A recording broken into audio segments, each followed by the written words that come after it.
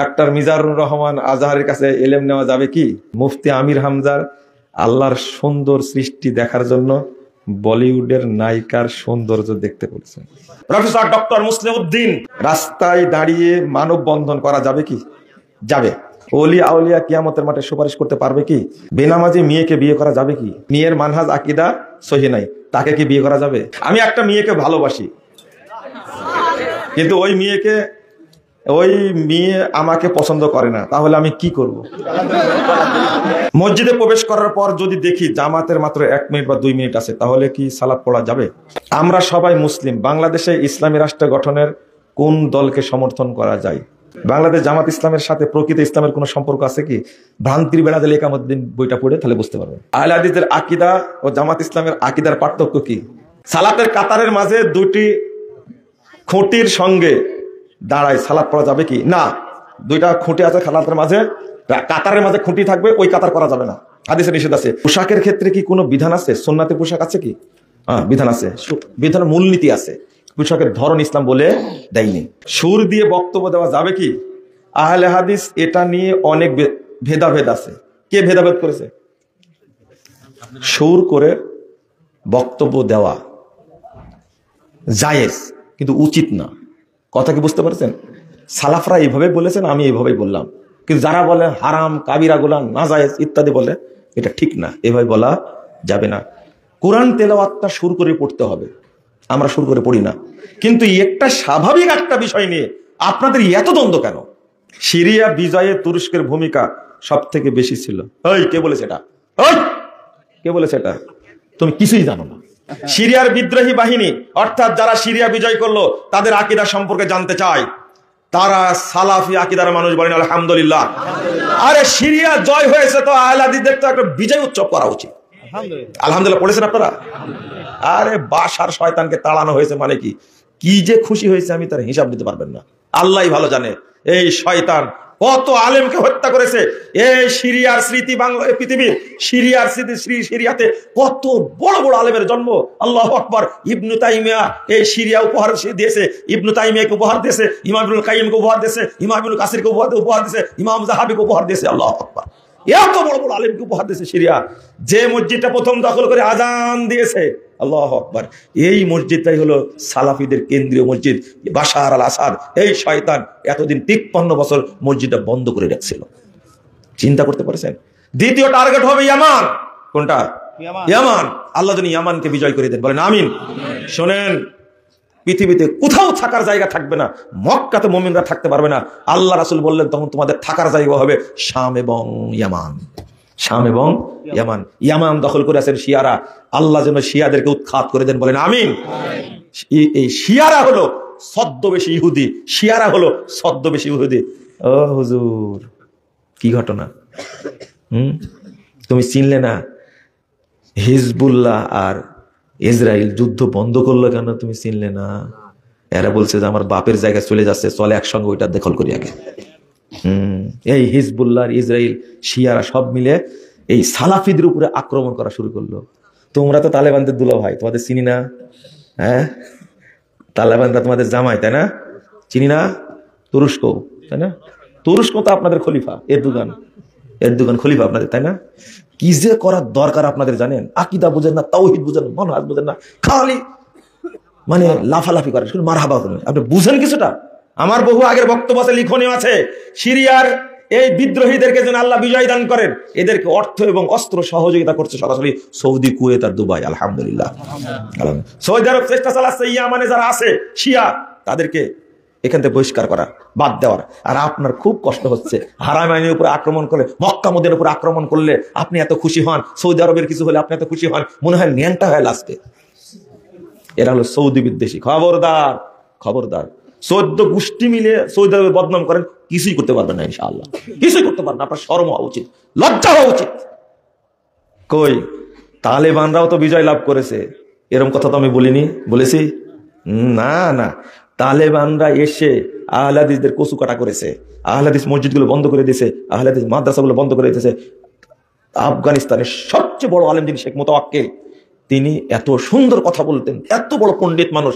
তালেবানরা ক্ষমতায় এসে 3 দিনের মাথায় তাকে তার বড় ছেলে গুম করেছে। 5 দিন পরে এদেরকে লাশ টুকরো টুকরো করে ফেরত দিছে।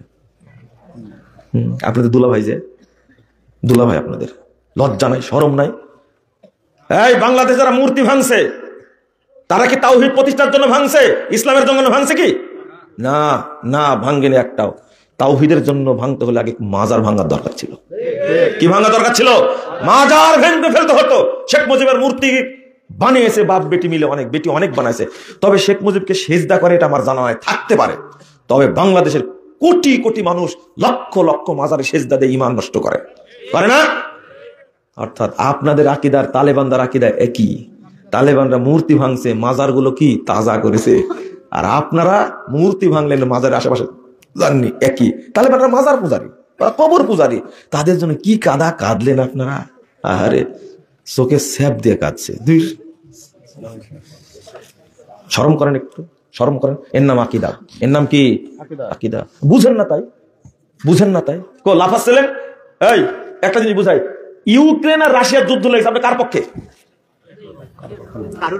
হ্যাঁ, কারো পক্ষে না, তাই না? একটা পক্ষ নেন না। আপনার অন্তর জ্বলে না? আপনার অন্তর জ্বলে না? আচ্ছা, এবার প্রশ্ন করছি, হিজবুল্লাহ আর ইসরাইল মারামারি লাগছে, কার পক্ষে আপনি? কার পক্ষে? কত কাঁদছেন আপনি। হিজবুল্লাহকে চিনেন আপনি? হিজবুল্লাহকে চিনেন? হিজবুল্লাহকে চিনেন? এই হিজবুল্লাহ, লা হাওলা ওয়ালা কুওয়াতা ইল্লা বিল্লাহ, এই হিজবুল্লাহর কি নাম? মারা গেল প্রথমটা কি জানেন? হিজবুল্লাহর প্রধান, sorry Hasan Nasrullah. Hassan Rouhani মনে হয়েছিল, হাসান নাসরুল্লাহ। হাসান রুহানি ইরানের। হাসান নাসরুল্লাহ বলেন তো কে ছিল? জানেন না, জানেন না।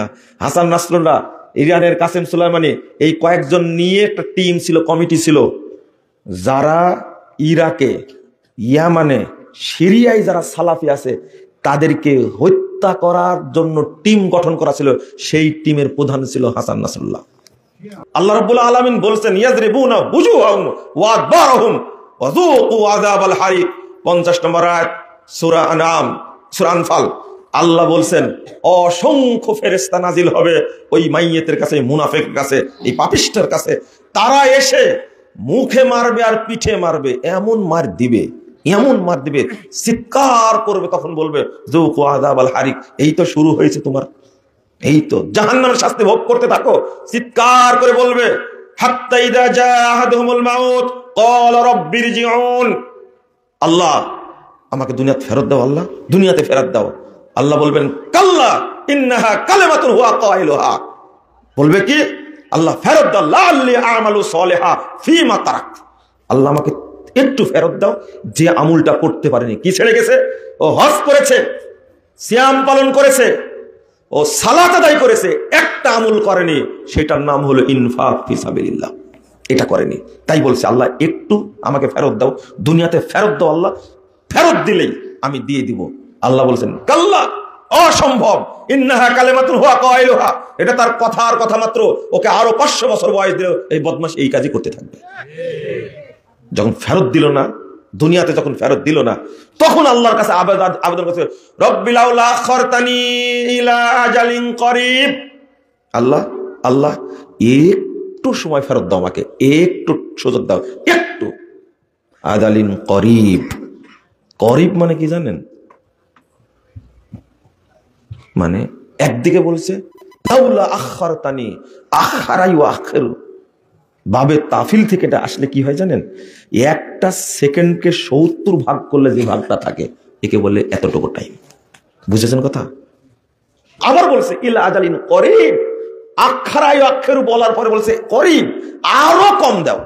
আল্লাহ দিবেন, আল্লাহ বলবেন। আল্লাহ বলছেন, ওয়ানফিকু মিম্মা রাযাকনাকুম মিন ক্বাবলি আন ইয়াতি আহাদাকুমুল মাউত। মৃত্যু আসার আগেই তোমরা দাও, তোমরা খরচ করো, আমি যা দিয়েছি তার থেকে। শোনেন, আমি কিন্তু দানের ওয়াজ করছি না, কিন্তু শোনেন, এখানে অনেকগুলো মুনাফিক থাকতে পারে, আল্লাহ আমাকে মাফ করো। এই আয়াত যখন অনুবাদ করছি, তখন তার মনে মনে কুতকুত করছে যে মুজাফফরও দানের ওয়াজ শুরু করলো, আপনি একটা মুনাফিক। আসেন আপনি বুঝাই দেন, আপনি কেমনে মুনাফিক। আসেন আপনি একটা মুনাফিক, আপনি একটা মুনাফিক, আপনি একটা মুনাফিক। আবার বলছে আপনি একটা মুনাফিক। আপনার মনে কুতকুত করছে কেন এটা? হ্যাঁ, কেন? আমি যদি দান চাইও আপনার কাছে, আপনি কি জানেন না পৃথিবীতে যত ইবাদত আছে তার মধ্যে সবচেয়ে পাওয়ারফুল, সবচেয়ে মর্যাদাবান, সবচেয়ে গুরুত্বপূর্ণ শ্রেষ্ঠ ইবাদতের নাম হলো সাদাকা। এটা আমার কথা না, 1628 নম্বর হাদিস। আমি এটা বলতে চাইনি, আপনাকে সাইজ করার জন্য বলছি। মুনাফিক যে আপনি, আল্লাহ রাসূল বলছেন ইন্নাল আমাল তাবাহা, একজন মানুষের সব আমল এক জায়গায় জমা হয়। একজন মানুষের সব আমল এক জায়গায় জমা হয়। ও কি একটা আমল করে? ও হজ করে, ও যাকাত দেয়, ও নামাজ পড়ে, তাহাজ্জুদ পড়ে, বিতির পড়ে, জানাজা পড়ে, দান করে, খায়রাত করে, কত ইবাদত আছে, সব এক জায়গায় জমা হয়ে তারা নিজেরা আলোচনা করে। সাদাকা মানে সালাত বলে আনা আফজালুকুম, তোমাদের মধ্যে আমি শ্রেষ্ঠ। সিয়াম বলে না আনা আফজাল, আমি শ্রেষ্ঠ। তারপরে হজ বলে না না আমি শ্রেষ্ঠ। ফাকালাতিস সাদাকা আনা আফজালুকুম, তখন সাদাকা সর্বশেষ বলে তোমাদের মধ্যে সর্বশ্রেষ্ঠ আমি সাদাকা। আপনার বয়স 80 বছর, মসজিদে যখন উঠেন তখন বলেন আল্লাহুম্মা ইফতাহ লি আবওয়াবা রাহমাতিক। 80 বছর যাবত এই বাক্যটার অর্থ জানেন না, এক নেকিও হয়নি আপনার, এক নেকিও হয়নি। আপনি বলছেন আল্লাহুম্মা রাব্ব হাযিহি দাওয়াতি তাম্মা ওয়াস সালাতিল কায়িমা আতি মুহাম্মাদিল ওয়াসিলাতা ওয়াল ফাদিলা ওয়া বাসু মাকাম মাহমুদাল্লাযী ওয়াত্তা। এই দোয়া পড়ছেন আপনি 80 বছর যাবত, অর্থ বুঝেন না, এক নেকি হয়নি আপনার। যদি হয় নেকি আপনার সাথে আমার বিট হবে, চ্যালেঞ্জ হবে, চ্যালেঞ্জ। আল্লাহু আকবার বলে হাত বেঁধেছেন, আল্লাহুম্মা বাঈদ বাইনি ওয়া বাইনা খাতায়ায়া কামা বা'আদতা বাইনাল মাশরিকি ওয়াল মাগরিব, আল্লাহুম্মা নাক্কিনি মিনাল খাতায়া কামা ইউনাক্কা সাওবুল আবিদ মিনাদ দানাস। বলেন না, এটা অর্থ জানেন না, এক নেকি হয়নি এখন পর্যন্ত। বয়স যদি 70 হয়ে থাকে এক নেকি হয়নি, বয়স যদি 80 হয়ে থাকে এক নেকি হয়নি, বয়স যদি 50 হয়ে থাকে, এটা পড়ছেন 50 বছর ধরে, জানেন না অর্থ, এক নেকি হয়নি। আলহামদুলিল্লাহি রাব্বিল আলামিন আর রহমানির রহিম মালিকি ইয়াউমিদ্দিন ইয়্যাকা না'বুদু ওয়া ইয়্যাকা নাস্তাঈন ইহদিনাস সিরাতাল মুস্তাকিম। আপনি পড়ছেন 60 বছর যাবত, জানেন না, এক নেকি হয়নি, এক নেকি হয়নি। আপনি পড়ছেন সুবহান রাব্বিয়াল আযীম, সুবহান রাব্বিয়াল আযীম, আপনি অর্থ জানেন না। সুবহুন কুদ্দুস রব্বুল মালাইকাতির রূহ, অর্থ জানেন না। সিজদা থেকে উঠে বলছেন আল্লাহুম্মা গফিরলি ওয়ারহামনি ওয়াজবুরনি ওয়াহদিনি ওয়াআফিনি ওয়ারযাকনি, জানেন না অর্থ, এক নেকি হয়নি।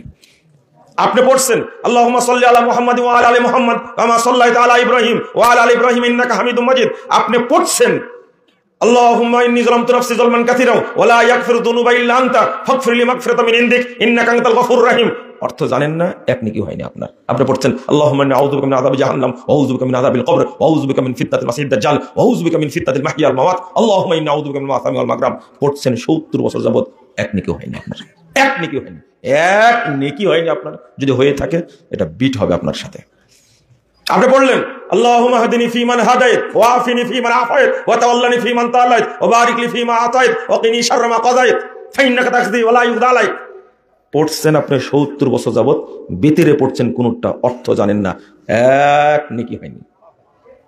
পড়ছেন আল্লাহু আকবার, আল্লাহুম্মা গফিরলি হাইয়িনা ওয়া মাইয়িতিনা ওয়া শাহিদিনা ওয়া গায়িবিনা ওয়া সগীরিনা ওয়া কাবীরিনা ওয়া যাকারিনা ওয়া উনসানা আল্লাহুম্মা মান আহইয়াতাহু মিন্না ফাহিয়াল ইসলাম ওয়া মান তাওয়াফাইতাহু মিন্না ফাতাওয়াফাহু আলাল ঈমান আল্লাহুম্মা লা তাহরিমনা আজরাহু ওয়া লা তাফতিননা বা'দা আল্লাহুম্মা ইগফির লাহু ওয়ারহামহু ওয়া'ফি আনহু ওয়া আকরিম নুজুলাহু ওয়া আসলিম মাদখালাহু ওয়া আগসিলহু বিল মা'i ওয়া সালজি ওয়াল বারদি কামা ইউনাক্কা সাওবুল আবিদ মিনাদ দানাস ওয়া আবদিলহু দারান খায়রাম মিন দারিহি ওয়া আহলান খায়রাম মিন আহলিহি ওয়া যাওজান খায়রাম মিন যাওজিহি ওয়া আইযহু মিন আযাবিল কবরি ওয়া আযাবিন নার ওয়া আদখিলহুল জান্নাহ ওয়া আইযহু মিন আযাবিল কবরি ওয়া আযাবিন নার।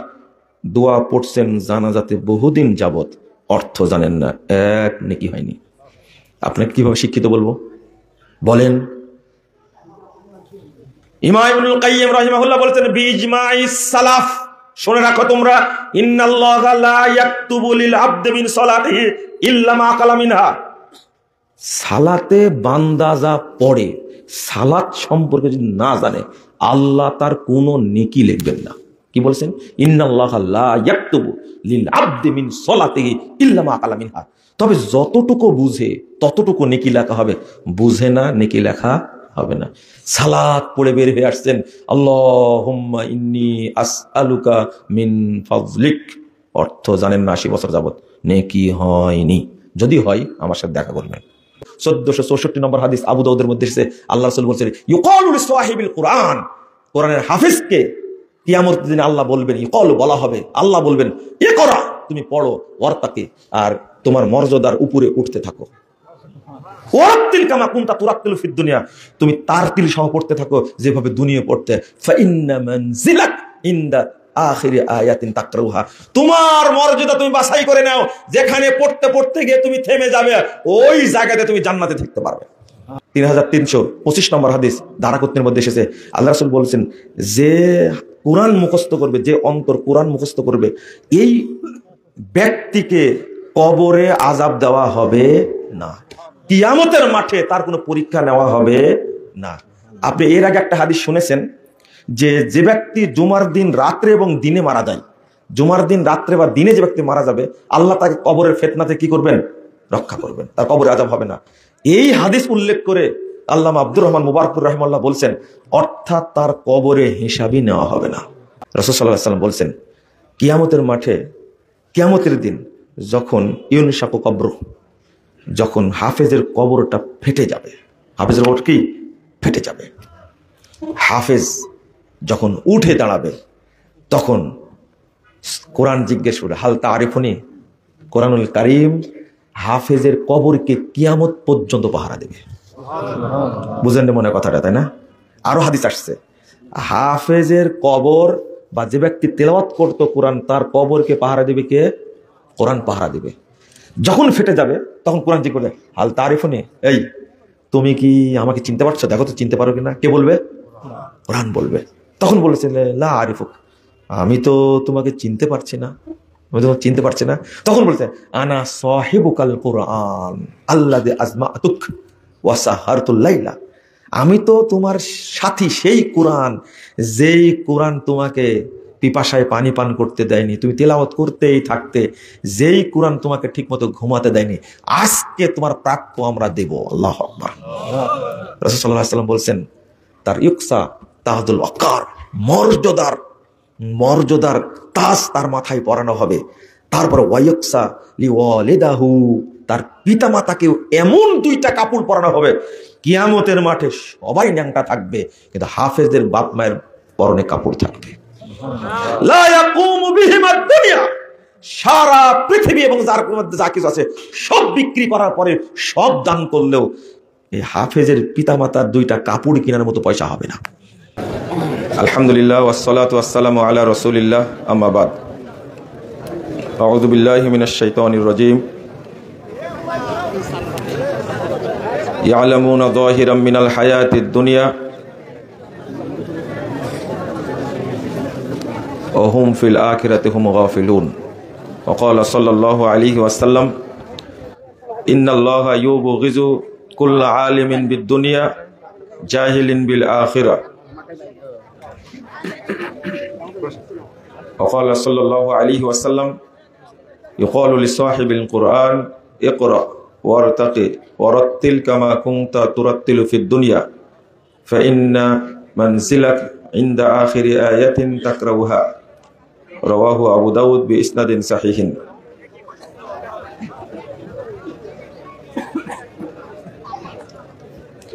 বগুড়া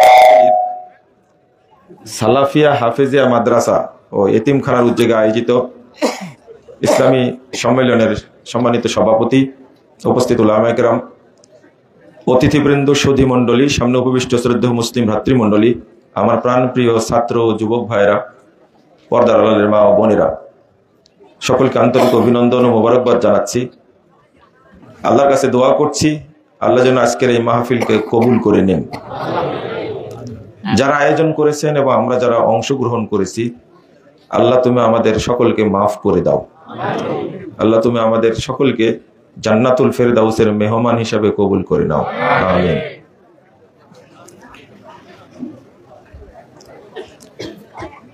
আরো দোয়া করছি আল্লাহ তুমি এই মেন্দিপুর চাকলা এই মিসকিন মাদ্রাসাকে তুমি কবুল করে নাও। আল্লাহ তুমি এখানে বেশি বেশি বারাকা নাজিল করো, আমিন। আপনাদের বসার মনে হয় জায়গা নাই নাকি?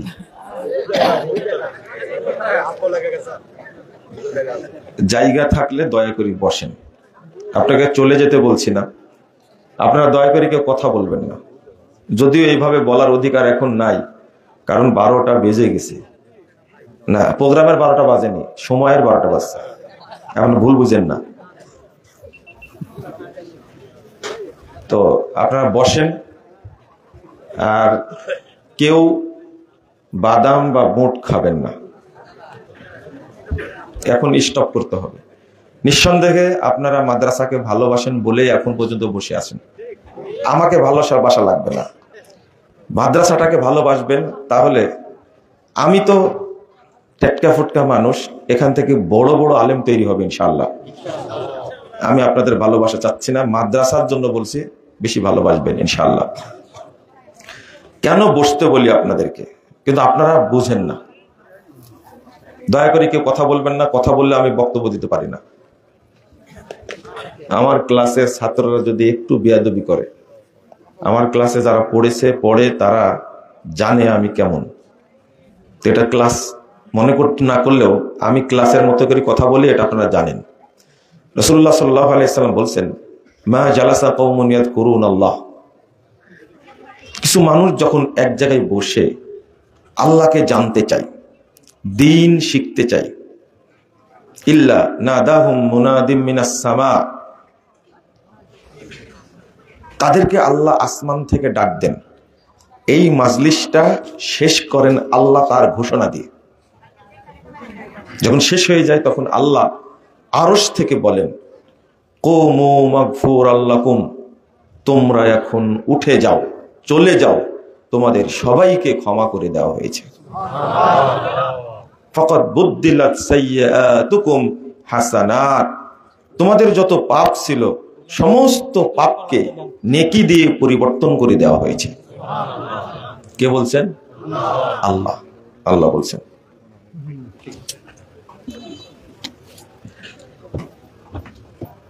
পনেরোশো 56 নম্বর হাদিস তাবরানী আওসাতের মধ্যে এসেছে, সহিহ মুসলিমে এসেছে হাদিসটি, সহিহ বুখারীর মধ্যে এসেছে, সহিহ মুসলিমের 2689 নম্বর হাদিস। রাসূল সাল্লাল্লাহু আলাইহি ওয়াসাল্লাম বলছেন, এই মাজলিসের লোকদের অবস্থাটা ফেরেশতারা আল্লাহর কাছে গিয়ে পেশ করেন। পেশ করার পরে আল্লাহ বলতে থাকেন, উশহিদুকুম আন্নী কদ গফারতু লাহুম, ফেরেশতারা তোমরা সকলেই সাক্ষী থাকো, মাজলিসে যারা অংশগ্রহণ করেছে আমি তাদের সবাইকে মাফ করে দিলাম। ওয়া আতাইতুহুম মা সালু, আর তারা এখানে এসে আমার কাছে যা চেয়েছে আমি তাদেরকে তাই দিয়ে দিয়েছি। আপনারা কি চেয়েছেন? এখানে কি করছেন? আপনারা কি চেয়েছেন এখানে এসে? চাননি। আমি চেয়েছি আর আপনারা আমিন বলেছেন, তাই না? কিন্তু আপনারা একটা জিনিস জানেন না, এই মাজলিসে বসে আপনি আল্লাহর কাছে যা চাইবেন আল্লাহ তাই দান করবেন। এটা নগদ দিবেন, কি নগদ, সাথে সাথে কবুল হবে, আপনার চাহিদা অনুযায়ী আপনি পেয়ে যাবেন, এমন একটা জায়গা। কিন্তু আপনি বলেননি, আমি বললাম যারা আয়োজন করেছে আর আমরা যারা অংশগ্রহণ করেছি, আল্লাহ তুমি আমাদেরকে মাফ করে দাও। আর বলেছি, আল্লাহ তুমি আমাদেরকে জান্নাতুল ফেরদাউসের মেহমান হিসাবে কবুল করে নাও। আপনি কি বলেছেন? না না, আপনারও বলার উচিত ছিল, আল্লাহ তুমি আমাকে এই মাজলিসের ওসিলায় জান্নাতের জন্য কবুল করে নাও। বলতে পারতেন আপনি, আব্বা আম্মা মারা গেছে, আল্লাহ তুমি তাদেরকে মাফ করে দাও, তাদেরকে তুমি জান্নাতুল ফেরদাউসে থাকার ব্যবস্থা করে দাও। আপনি বলেননি। আমার স্ত্রী মারা গেছে, আমার স্বামী মারা গেছে, আল্লাহ তুমি আমার স্বামী বা আমার স্ত্রীকে তুমি মাফ করে দিয়ে তুমি তাকে জান্নাতে থাকার ব্যবস্থা করে দাও। আপনি বলেননি। বলতে পারতেন, আল্লাহ আমি অসুস্থ, তুমি আমাকে সুস্থ করে দাও। বলতে পারতেন, আল্লাহ আমার ওয়াইফ অসুস্থ, আমি বড় মুসিবতে বিপদে আছি, তুমি আমাকে বিপদ থেকে উদ্ধার করো। বলতে পারতেন না? এই কথাগুলো কি বলার জন্য কি মাস্টার্স পাস করা লাগবে? বলেননি। আজকে থেকে জেনে রাখেন, আপনি মাজলিসে এসে দোয়া করলে আল্লাহ সাথে সাথে দোয়া কবুল করেন। ভাষাটা কি? ওয়া আতাইতুহুম মা সালু, মাজলিসে এসে আমার কাছে যা চেয়েছে আমি তাদেরকে তাই দিয়ে দিয়েছি। ওয়া আজারতুহুম মিম্মাস্তাজারু, আল্লাহ বলছেন, আর তারা এখানে আসার কারণে যে কষ্ট স্বীকার করেছে, শ্রম দিয়েছে, সময় দিয়েছে, এই জন্য আমি তাদেরকে পূর্ণ নেকি দান করেছি। পূর্ণ নেকি মানে কি জানেন? যে নেকি হলে আপনি জান্নাতে যেতে পারবেন সেই পরিমাণ নেকি আল্লাহ দিবেন। কত সুন্দর সুন্দর কথা না? এবার ফেরেশতারা বলছেন, ইয়া রব, শুনেন শুনেন শুনেন, আল্লাহ শুনেন, ফিহিম ফুলানুন আব্দুল খাত্তা, আল্লাহ এর মধ্যে একটা লোক এসে বসে গেছে, লোকটা বড় পাপী, অপরাধী, নিকৃষ্ট, জঘন্য একটা লোক এসে বসে গেছে। ইন্নামা মাররাফা জালাসা মাআহুম, এই লোকটা রাস্তা দিয়ে হেঁটে যাচ্ছিল, এদেরকে দেখে শুধু বসে গেছে, দিন শিখতে আসেনি। আপনি কি তাকেও মাফ করে দিলেন? আপনি কি তাকেও মাফ করে দিলেন? ফেরেশতারা ব্যস্ত হয়ে পড়েছে, থামেন থামেন আল্লাহ থামেন। এর মধ্যে কিন্তু এক লোক বসে গেছে, লোকটা কিন্তু পাপী, সে দিন শিখতে আসেনি, এমনি এসেছে। অভিযোগ শুনে আল্লাহ বলেছেন, ওয়ালাহু গাফারতু, আমি আল্লাহ ওকেও মাফ করে দিলাম। এরপরে আল্লাহ বলছেন, হুমুল জুলাসা, শোনো ফেরেশতারা, এমন কিছু মানুষ এখানে বসে আছে, তারা আমার কাছে এত প্রিয়, লা ইয়াশকা বিহিম জালিসুহুম, এর মধ্যে সে যেই বসে পড়বে আমি তাকেই মাফ করে দেব। আমি কেন বসার কথা বলি বুঝতে পারছেন? এবার আপনার জন্য বলি, আমার জন্য না। মনে করেন জায়গা নাই, সব ভর্তি, এরপরে সব ভাই একটু জায়গা দাও, তুমি একটু বসি, একটু জায়গা দাও, আমি বসি। অনেক জায়গায় এরকম হয়, বহু মানুষ জায়গা নাই, আমি তবুও বলি ওখানেই বসেন। আপনি বসে অন্তত ফজিলতটা নেন, আপনি বসতেই হবে। অস্ট্রেলিয়া থেকে এক ভাই ফোন দিয়ে বলছেন যে ভাই, আমি যদি লাইভে পুরো বক্তব্য শুনি তো এই সবটা পাবো না। আমি বললাম যে না, হবে না। আপনি ঘরের মধ্যে লেপের মধ্যে শুয়ে থেকে দেখছেন, আর এই লোকগুলো আসছে কি রাত জেগে। এখানকার কোনো মানুষ এই টাইমে জীবিত থাকবে না, কেউ থাকবে না। যারা আসছেন এখানে গতকালকে কেউ জীবিত ছিলেন না, মানে জেগেছিলেন, আপনারা ঘুমেছিলেন না। এই টাইমটা কাকে দিচ্ছেন? আল্লাহকে। আল্লাহ কত খুশি হচ্ছেন। আমি বক্তব্যটা ঘুরিয়ে ধরিয়ে ভাবে আমি বলছি, আমার প্রতিজ্ঞা, আমি মাজলিসের ফজিলত সম্পর্কে মানুষকে জানাবো ইনশাল্লাহ, আমি বলবোই, মানুষকে শিখাবো ইনশাল্লাহ। আমি তৌফিক চাই আল্লাহর কাছে, আল্লাহ তুমি প্রত্যেকটি মানুষকে তুমি এই মাজলিসের গুরুত্ব বুঝার তৌফিক দান করো। আপনি সালাত আদায় করবেন, আল্লাহ আপনার পাপ ক্ষমা করবেন, কিন্তু দলিল নাই পাপগুলো আপনার নেকি হবে। সালাতের মধ্যে এমন কোনো দোয়া নাই যে আল্লাহর কাছে চাইলেন আর আল্লাহ দিয়ে দিলেন, আমার জানা নাই। বুঝেন না মনে হয় কথাটা? এমন কোনো দোয়া নাই যে আপনি চাইলেন আল্লাহ বললেন আমি দিলাম, নাই এই কথা। এরকম কোনো দোয়া সালাতের মধ্যে নাই। হজ করতে যাবেন, আল্লাহ মাফ করবেন আপনাকে, কিন্তু পাপগুলো নেকি হয়ে যাবে, এরকম কোনো দলিল নাই। সিয়াম পালন করবেন, ফজিলত কি? গফির লাহু মা তাকাদ্দামা মিন যামবি, পূর্বের পাপ ক্ষমা হবে, যে সব পাপ নেকি হবে, এরকম কোনো দলিল নেই। ওযু করবেন, 832 নম্বর হাদিস সহিহ মুসলিমের মধ্যে এসেছে, খুব ভালো করে শোনেন আপনারা। ওযু করেছেন আপনি, ওযু, মুমিন বান্দা যখন ওযু শেষ করে দেয়, আল্লাহ রাসূল সাল্লাল্লাহু আলাইহি ওয়াসাল্লাম বলছেন, ইনসারাফা মিন খতিয়াতিহি কাহায়াতি ওয়ালাদাত উম্মু, ওযুর শেষ করা মাত্রই ওই ব্যক্তি পাপ থেকে মুক্ত হয়ে ওই দিনের মতো হয়ে যায় যেই দিন তার মা তাকে জন্ম দিয়েছিল। এত দারুণ ফজিলত, কিন্তু পাপ মাপ হলো, কিন্তু পাপগুলো কি নেকি হলো না। কিন্তু এই মাজলিসে আসলে আপনি যদি মাজলিসে বসেন, কিছু যদি নাও বুঝেন, আল্লাহ ঘোষণা করছেন, আর আগে যে হাদিসগুলো বললাম সব আল্লাহ রাসূলের হাদিস, আল্লাহ রাসূল বলেছেন। আর মাজলিস সংক্রান্ত যে কথাগুলো বললাম সব কার কথা? আল্লাহর কথা। আল্লাহ বলছেন, আমি পাপ ক্ষমাও করে দিলাম, পূর্বের যত পাপ ছিল সমস্ত পাপকে আমি নেকি দ্বারা পরিবর্তন করে দিলাম। এবার মনে হয় বুঝেছেন কিছুটা হলো। কেন আসেননি আপনি? যারা আসেনি এই মাজলিসে, আমি মনে করি তারা ব্যর্থ। কালকে পাবে না, পাবে কালকে এটা না, পাবে না। এটা আমার একটা মহিলার কথা মনে পড়ে, খুব মনে পড়ে, এই জন্য আপনাদের বলি, এই জন্য বলি যে একজন মহিলা প্রায় 80-82 বছর বয়স, তাকে 2 জন মহিলা ধরে নিয়ে যাচ্ছে। তা আমি আমার ফ্রেন্ডকে জিজ্ঞেস করলাম, যাচ্ছে এই মহিলাকে কেন আসছে? তো বলছে যে ওদেরকে বলছে তোরা আমাকে ধরে নিয়ে যায়, এটা হলো 2টা বৌমা, কারণ মুজাফফর বলেছে মাজলিসে গেলে আল্লাহ ক্ষমা করে দেবে। তা বলি এত বৃদ্ধ মানুষকে নিয়ে আসতে হবে? একেবারে বৃদ্ধা, তো বলছে জোর করে আসছে, কিছু করার নাই, এসে বসছে। কি মনের আশা যে গেলে আল্লাহ মাফ করে দিবে, ক্ষমা সবাই চাই, ক্ষমা সবাই চাই। কি আশ্চর্য! কিন্তু আপনার দেহে শক্তি আছে, শরীরটা সুস্থ আছে, আপনি সক্ষম সবল মানুষ, কিন্তু বাড়িতে ঘুমাচ্ছেন আপনি, আর এখানে আলেমরা এসে বক্তব্য দিচ্ছে। আল্লাহ কি আপনাকে এমনি এমনি ছেড়ে দিবে মনে করেছেন? না না, অত সহজ না। শুধু দুনিয়া নিয়ে ব্যস্ত মানুষ, শুধু দুনিয়া নিয়ে ব্যস্ত। আল্লাহ রাব্বুল আলামিন বলছেন, ফাআম্মা মান তাগা ওয়া আসারাল হায়াতাদ দুনিয়া ফাইন্নাল জাহিমা হিয়াল মাওয়া। যে ব্যক্তি সীমা লঙ্ঘন করবে আর দুনিয়াবী জীবনকে প্রাধান্য দেবে, তার থাকার জায়গা হবে জাহিম নামক স্পেশাল জাহান্নামে। ওয়া আম্মা মান খাফা মাকাম রাব্বিহি ওয়া নাহান নাফসা আনিল হাওয়া ফাইন্নাল জান্নাতা হিয়াল মাওয়া।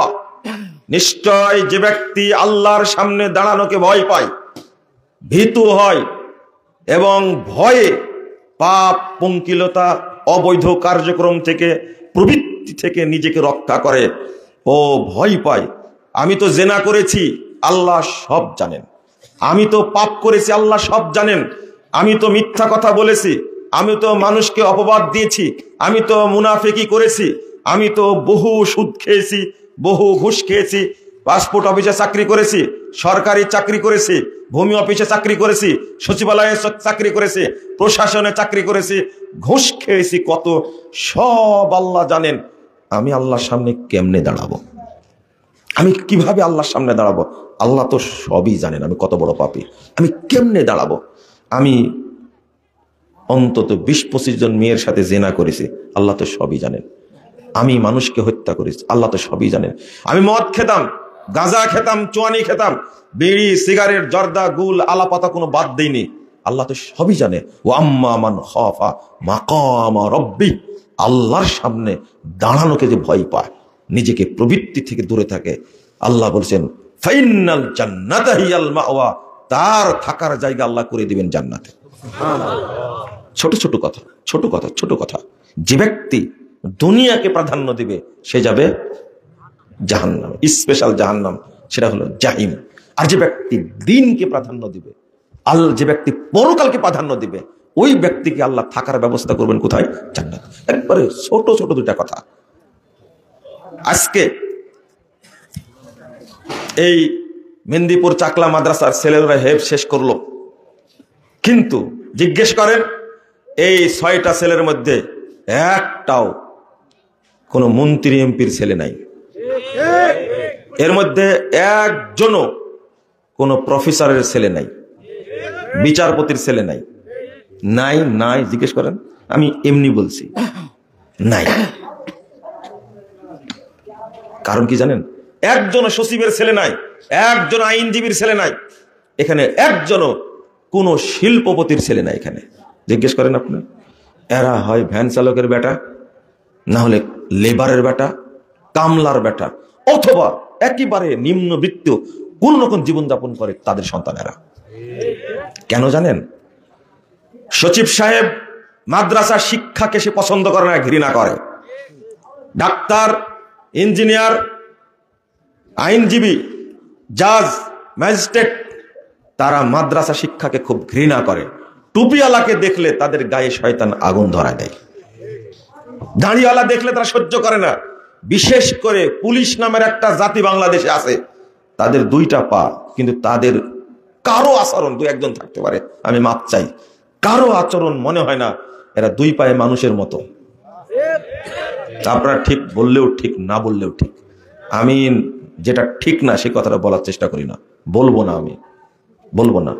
জেনারেলি শিক্ষিত মানুষ যারা দিনকে অবজ্ঞা করে, তুচ্ছ তাচ্ছিল্য করে, এলেমকে দাঁড়িয়ে রাখছে, একজন সচিব আপনাকে দেখেই মনে করবে দূর দাঁড়িয়ে আলো কি জন্য আসছে, আপনাকে গুরুত্বই দিবে না, গুরুত্বই দিবে না। টুপি থাকলে তো আরো গুরুত্ব দিবে না। আর যদি এয়ারপোর্টে ঢোকেন, তাহলে আর যদি এয়ারপোর্টে ঢোকেন আপনি, এই গোয়েন্দাগুলো, এখানে যে টিকটিকি গুলো আছে, এরা যে এতই খারাপের খারাপ, ওরা সব সময় আলেমদের ব্যাগে বোমা খুঁজে, ককটেল খুঁজে, কিভাবে হয়রানি করবে এরা জানে। তবে এর মধ্যে অনেকে মানুষ আছে, আর বাকিদেরকে মনে হয় যারা মানুষ তাদেরকে বলছি না, আমি তাদের বিরুদ্ধে বললে আমি পাপ ভাড়ে নেব কেন? আমি আপনাকে বলবো কেন? ডাক্তার বলতো ডাক্তার জাকির নায়ক একজন, ডাক্তার বলতো ডাক্তার আব্দুর রাকিব সাহেবও একজন, ইউনাইটেড ডাক্তার। বাংলাদেশের যত ভালো ডাক্তার আছে তার মধ্যে ডাক্তার আব্দুর রাকিব ভাই একজন, আমি মনে করি। আমি তাকে বলছি না তো। বারডেমে কয়েকজন ডাক্তার আছে, আমার তার প্রতি স্কোয়ারে কয়েকজন ডাক্তার আছে, নাম বললে তারা আমার ফ্যামিলি ডাক্তার। তারা 24 ঘন্টায় যখন ফোন দেব তখন ফোন ধরবে। তারাও তো ডাক্তার, মুখে দাঁড়িয়ে আছে, কোনোদিন দাড়ি কাটে না, টাকনোর উপরে প্যান্ট পরে। তারা কয়জন ডাক্তার নেবেন আপনি? আমি কি তাকে কসাই বলেছি? আমি কি তাকে ডাকাত বলেছি? না না, তাদের জন্য তো দোয়া করি। দোয়া করি মানে রাত 1:30টায় ফোন দিয়েছে, যে ডাক্তার ফোন দিয়ে বলছে, ভাই ভাই কি হয়েছে, এত রাত্রে ফোন দিয়েছেন? আমি তো ঘুমাই গেছিলাম, আমার আম্মার একটু সমস্যা, কি হয়েছে বলেন তো? সাথে সাথে ওষুধ লিখে পাঠা দেয়। আমি তাকে বলবো এইরকম দাঁড়িয়ে তার মুখে, আমাকে চিনেই না। আমি একদিন দেখা করতে গেছি ডাক্তারের কাছে, আল্লাহু আকবার, আল্লাহর কসম করে বলছি, আশ্চর্য ব্যাপার, ডাক্তার শুধু আমার দিকে তাকায় আর নিচে তাকায়, তাকায় নিচে তাকায়। আমি বললাম যে আমার কথা কি বুঝতে পারছেন আপনি? তা না, কিছু বলেন না। তো জাল হাদিসের কবল রাসূল সাল্লাল্লাহু আলাইহি ওয়াসাল্লাম সালাত, এই বইটা নিচ থেকে ড্রয়ার থেকে বের করে বলছে যে আপনি কি এই বই লেখক? আমি বললাম যে মনে হয়। তখন বলেছে যে এতদিন ধরার চেষ্টা করলাম, কিন্তু আপনি আজকে নিজে ধরা দিলেন কেন? তিনিও ডাক্তার, কোনো হাফেজের কোনো আলেমের ভিজিট নেয় না, 2000 টাকা ভিজিট। ডাক্তার কি ছোটখাটো ডাক্তার মনে করছেন? কেমন ডাক্তার সে? আমি কি তাকে ডাকাত বলেছি? না না, আমি তাকে ডাকাত বলতে পারবো না। আমি মনে করি এইরকম ডাক্তারে যেন সারা বাংলাদেশ ভর্তি হয়ে যায়, আর যারা ডাকাত আর কষায় আছে আল্লাহ যেন এদের পথ বন্ধ করে দেয়। রাগ করলেন আপনারা? না ভাই, এই যে ইঞ্জিনিয়ার যেগুলো আছে, যদি এরা ভালো হতো, বাংলাদেশে যে রাস্তা যাবে 5 বছর, সেই রাস্তা কোশ্চিন কালেও 6 মাসে 3 মাসে ভেঙে যেত না। কারা করে এগুলো? এরা ইঞ্জিনিয়ার না, আমি এদেরকে জানোয়ার বলি। আমাকে মাফ করবেন ভুল হলে। যারা রাষ্ট্রের সম্পদ চুরি করে তারা মানুষ হতে পারে না। পদ্মা সেতুতে খরচ হওয়ার কথা মাত্র 15,000 কোটি, সেখানে এই পদ্মা সেতুর বিল নিয়েছে, চুরি করেছে 50,000 কোটি টাকা। আরে রাখলো কোথায় টাকা? রাখলো কোথায় এত টাকা? তৌবা তৌবা। আমাদের বাড়ির পাশে হচ্ছে পারমাণবিক বিদ্যুৎ কেন্দ্র, সেখান থেকে 3 জন নিয়েছে কত কোটি টাকা আল্লাহ ভালো জানে, সংখ্যা ভুলে গেছি। আমি এদেরকে মানুষ বলবো কি করে? দেশের মানুষ দরিদ্রতার চোটে খেতে পাচ্ছে না, ত্রাহিতারি অবস্থা, ফকিরেরা ভিক্ষা করে খাচ্ছে, উচ্চবিত্তরা টাকা আস্তে আস্তে কামাচ্ছে আর খাচ্ছে, কিন্তু যারা মধ্যবিত্ত তারা সবচেয়ে বিপদে আছে, ভিক্ষাও করতে পারছে না, মাঠেও নামতে পারছে না, চাইতেও পারছে না, ছেলে সন্তান নিয়ে কত কষ্টে জীবনযাপন করছে। শোনেন, ঠিক বললেন না? কেন বলেন তো দেখি? ও তো বাপের টাকা পয়সা খরচ করে পড়াশোনা করেছে, তাই না? কেন অভিশপ্ত বলেন তো? আগে এর বাপকে জবাবদিহি করতে হবে। কাকে? এর বাপকে জবাব দিতে হবে কিয়ামতের মাঠে। কিয়ামতের মাঠের আগে মরার সময় টের পাবে, টের পাবে। তখনই ফেরেশতারা আসমান থেকে নাজিল হবে। আল্লাহ রাব্বুল আলামিন বলছেন, ইয়াজরিবুনা বুজুহাহুম ওয়া আদবারহুম ওয়া যুকু আযাবাল হারিক। 50 নম্বর আয়াত, সূরা আনআম, সূরা আনফাল। আল্লাহ বলছেন অসংখ্য ফেরেশতা নাজিল হবে ওই মাইয়েতের কাছে, মুনাফিকের কাছে, এই পাপিষ্ঠের কাছে। তারা এসে মুখে মারবে আর পিঠে মারবে, এমন মার দিবে, এমন মার দিবে, চিৎকার করবে, তখন বলবে যুকু আযাবাল হারিক, এই তো শুরু হয়েছে তোমার, এই তো জাহান্নামের শাস্তি ভোগ করতে থাকো। চিৎকার করে বলবে হাত্তা ইযা জাআ আহাদুহুমুল মাউত ক্বালা রাব্বিরজিউন, আল্লাহ আমাকে দুনিয়াতে ফেরত দাও, আল্লাহ দুনিয়াতে ফেরত দাও। আল্লাহ বলবেন কাল্লা ইন্নাহা কালিমাতুন হুয়া কাইলুহা, বলবে কি আল্লাহ ফেরত দাও, লাআল্লি আমালু সলিহা ফীমা তারাকত, আল্লাহ আমাকে একটু ফেরত দাও যে আমলটা করতে পারেনি। কি ছেড়ে গেছে? ও হজ করেছে, সিয়াম পালন করেছে, ও সালাত আদায় করেছে, একটা আমল করেনি, সেটার নাম হলো ইনফাক ফি সাবিলিল্লাহ, এটা করেনি। তাই বলছে আল্লাহ একটু আমাকে ফেরত দাও, দুনিয়াতে ফেরত দাও, আল্লাহ ফেরত দিলেই আমি দিয়ে দিব। আল্লাহ বলছেন কাল্লা, অসম্ভব, ইন্নাহা কালিমাতুন হুয়া কাইলুহা, এটা তার কথার কথা মাত্র, ওকে আরো 500 বছর বয়স দিলেও এই বদমাশ এই কাজই করতে থাকবে। যখন ফেরত দিল না, দুনিয়াতে যখন ফেরত দিল না, তখন আল্লাহর কাছে আবেদন করছে, রব্বিল লাউলা আখরতানি ইলা আজালিন করিব, আল্লাহ আল্লাহ একটু সময় ফেরত দাও, আমাকে একটু সুযোগ দাও, একটু। আজালিন করিব, করিব মানে কি জানেন? মানে একদিকে বলছে লাউলা আখরতানি, আখারাই আখেরু, বাবে তাফিল থেকে এটা আসলে কি হয় জানেন? একটা সেকেন্ডকে 70 ভাগ করলে যে ভাগটা থাকে একে বলে এতটুকু টাইম। বুঝেছেন কথা? আবার বলছে ইলা আজালিন করিব, আখারাই আখেরু বলার পরে বলছে করিব, আরো কম দাও। আল্লাহ দিবেন? আল্লাহ বলবেন, আল্লাহ বলছেন ওয়ানফিকু মিম্মা রাযাকনাকুম মিন ক্বাবলি আন ইয়াতি আহাদাকুমুল মাউত, মৃত্যু আসার আগেই তোমরা দাও, তোমরা খরচ করো আমি যা দিয়েছি তার থেকে। শোনেন, আমি কিন্তু দানের ওয়াজ করছি না, কিন্তু শোনেন, এখানে অনেকগুলো মুনাফিক থাকতে পারে, আল্লাহ আমাকে মাফ করো। এই আয়াত যখন অনুবাদ করছি তখন তার মনে মনে কুতকুত করছে যে মুজাফফরও দানের ওয়াজ শুরু করলো, আপনি একটা মুনাফিক। আসেন আপনি বুঝাই দেন আপনি কেমনে মুনাফিক। আসেন আপনি একটা মুনাফিক, আপনি একটা মুনাফিক, আপনি একটা মুনাফিক। আবার বলছে আপনি একটা মুনাফিক। আপনার মনে কুতকুত করছে কেন এটা? হ্যাঁ কেন? আমি যদি দান চাইও আপনার কাছে, আপনি কি জানেন না পৃথিবীতে যত ইবাদত আছে তার মধ্যে সবচেয়ে পাওয়ারফুল, সবচেয়ে মর্যাদাবান, সবচেয়ে গুরুত্বপূর্ণ শ্রেষ্ঠ ইবাদতের নাম হলো সাদাকা। এটা আমার কথা না, 1628 নম্বর হাদিস। আমি এটা বলতে চাইনি, আপনাকে সাইজ করার জন্য বলেছি। মুনাফিক যে আপনি, আল্লাহ রাসূল বলছেন ইন্নাল আমাল তাবাহা, একজন মানুষের সব আমল এক জায়গায় জমা হয়, একজন মানুষের সব আমল এক জায়গায় জমা হয়। ও কি একটা আমল করে? ও হজ করে, ও যাকাত দেয়, ও নামাজ পড়ে, তাহাজ্জুদ পড়ে, বিতির পড়ে, জানাজা পড়ে, দান করে, খায়রাত করে, কত ইবাদত আছে, সব এক জায়গায় জমা হয়ে তারা নিজেরা আলোচনা করে। সাদাকা মানে সালাত বলে আনা আফজালুকুম, তোমাদের মধ্যে আমি শ্রেষ্ঠ। সিয়াম বলে না আনা আফজালুকুম, আমি শ্রেষ্ঠ। তারপরে হজ বলে না না আমি শ্রেষ্ঠ। ফাকালাতিস সাদাকা আনা আফজালুকুম, তখন সাদাকা সর্বশেষ বলে তোমাদের মধ্যে সর্বশ্রেষ্ঠ আমি সাদাকা। এই হাদিসটা জীবনে শুনেছেন? শুনেছেন কোনোদিন? আপনার মধ্যে মুনাফিকে ঢুকলো কি করে?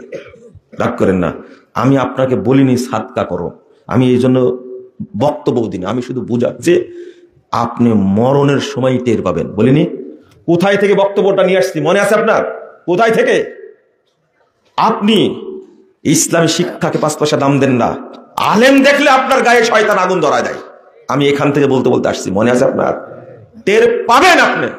বাঁচার জন্য বলছে, বেটা তুমি হজ করতে চাও না, বেটা তুমি সিয়াম পালন করতে চাও না, সালাত পড়তে চাও না, বলো কেন রব্বিল লাউলা আখরতানি ইলা আজালিন করিব ফাআসসাদাকা, আল্লাহ একটু টাইম দিলে আমি সাদকা করতাম, ওয়াকুম মিনাস সলিহিন, এবং আমি সৎ বান্দাদের অন্তর্ভুক্ত হয়ে যেতাম।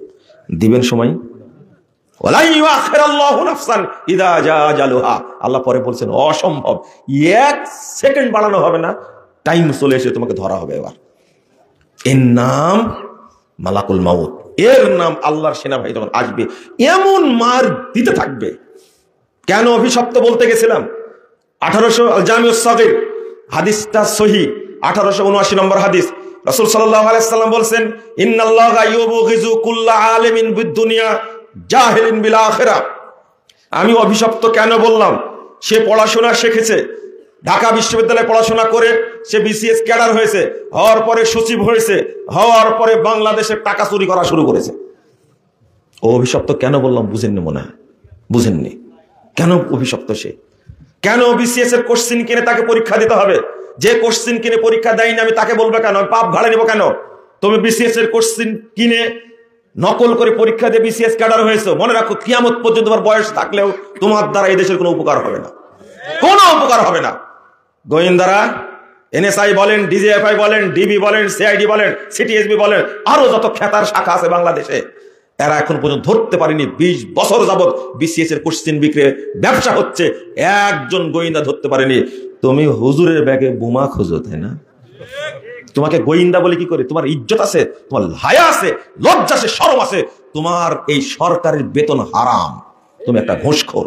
অবশ্যই তুমি জানো বিশেষের কোশ্চিন বিক্রি করে পরীক্ষা দেয়, অবশ্যই তুমি জানো, অবশ্যই জানো। তুই প্রকাশ করোনি কেন? দাঁড়ি দেখলে তোমার গা জ্বলে, গা জ্বলে? বুঝতে পারোনি কি করেছো? কই আজকে ওই ডাকারা কই? ডিবিতে এক ডাকাত ছিল না, এক শয়তান ছিল না? সিহারাটা কি দারুণ একবারে। আবার নাম বলে, কুলি করে আসেন, কুলি করে আসেন যান। এদের নাম বলে, বলেন তো দেখি। নাম বলবেন নাকি? খবরদার, নাম বলে কুলি করতে পাঠাবো কিন্তু। এদের নাম মুখে উচ্চারণ করে হারাম। আপনি বুঝেন না তাকে? ও সব জানে না জীবনে কি না করেছে, কি অত্যাচার করেছে। আমি বোঝাতে চাচ্ছি কেন এগুলো করে। বাপ নাম রাখছিল জাফর ইকবাল, মা ডাকতো জাফর কই। এই লোকটা পড়াশোনা শিখে প্রফেসর হয়ে এই শয়তান বলেছে আমাকে জন্ম দিছে বানর। এর বাপ মায়ের দোষ না ওর দোষ? ওর তো বাপ মা খারাপ হলে এত সুন্দর নাম রাখতো, জাফর ইকবাল, এত সুন্দর নাম। আর এই হারাম করে বলছে আল্লাহ আমি বানরের শুক্রকীট থেকে তৈরি হয়েছি। কেন বলে? কেন বুঝেননি কথা, তাই না? বারবার কেন কেন করছি, বুঝছেন না? আমি তো বলবো কি জন্য, আমি বলবো কি জন্য। আল্লাহ নবী সাল্লাল্লাহু আলাইহি ওয়াসাল্লামের কথা কখনো ব্যতিক্রম হবে না। ইন্নাল্লাহা ইউবগিযু কুল্লা আলিমিন বিদ-দুনিয়া জাহিলিন বিল আখিরাহ। রাসূল সাল্লাল্লাহু আলাইহি ওয়াসাল্লাম বলছেন, নিশ্চয় অবশ্যই কোনো সন্দেহ নাই, যারা দুনিয়াবি জ্ঞান সম্পর্কে অভিজ্ঞ, পাজ্ঞ, পণ্ডিত, কিন্তু দিন সম্পর্কে, আখিরাত সম্পর্কে জাহেল, আল্লাহ তাদের উপরে অভিশাপ করেন, আল্লাহ তাদের উপরে গজব নাজিল করেন। তারা আল্লাহর কাছে সবচেয়ে নিকৃষ্ট জাত। হলো এবার? হলো? এরা নিকৃষ্ট জাত। আল্লাহ বলছেন ৮ নম্বর আয়াত সূরা রুম, ইয়ালামুনা যাহিরাম মিনাল হায়াতিদ দুনিয়া, তারা দুনিয়াবি জ্ঞান সম্পর্কে খুব জানে, অনেক জানে। ওহুম ফিল আখিরাতি হুম গাফিলুন, কিন্তু তারা পরকাল সম্পর্কে, দিন সম্পর্কে জাহেল। আল্লাহ বলছেন, আল্লাহ আরো বলতেন ৬৬ নম্বর আয়াত সূরা নামল, বালিদ্দারাকা ইলমুহুম ফিল আখিরাহ, তাদের দিনের জ্ঞান, পরকালের জ্ঞানটা নিভে গেছে। তাদের পরকালের যে জ্ঞান ছিল সেটা নিভে গেছে। বালহুম ফি শাক্কিম মিনহা, শুধু তাই না, বরং দিন সম্পর্কে সন্দেহ করে। বালহুম মিনহা আমুন, বরং তারা অন্ধ। কয়টা কথা বলেছেন? এক, আমি আপনাদের বলেছি, আমার কথাটা মনোযোগ দিয়ে শোনেন, কোনো দিকে কান দিবেন না, কোনো দিকে কান দিবেন না, উপকার হবে ইনশাল্লাহ। শোনেন, আল্লাহ বলছেন বালিদ্দারাকা ইলমুহুম, তাদের এলেমটা নিভে গেছে। ২ বলছেন বালহুম ফি শাক্কিম মিনহা, তারা দিন সম্পর্কে, পরকাল সম্পর্কে তারা কি সন্দেহের মধ্যে আছে, সন্দেহের মধ্যে। না, পরকাল হবে না, মানুষকে আবার জীবিত করবে, এটা হতে পারে না। ৩ নম্বর বলছেন বালহুম মিনহা আমুন, বরং তারা টোটালি অন্ধ।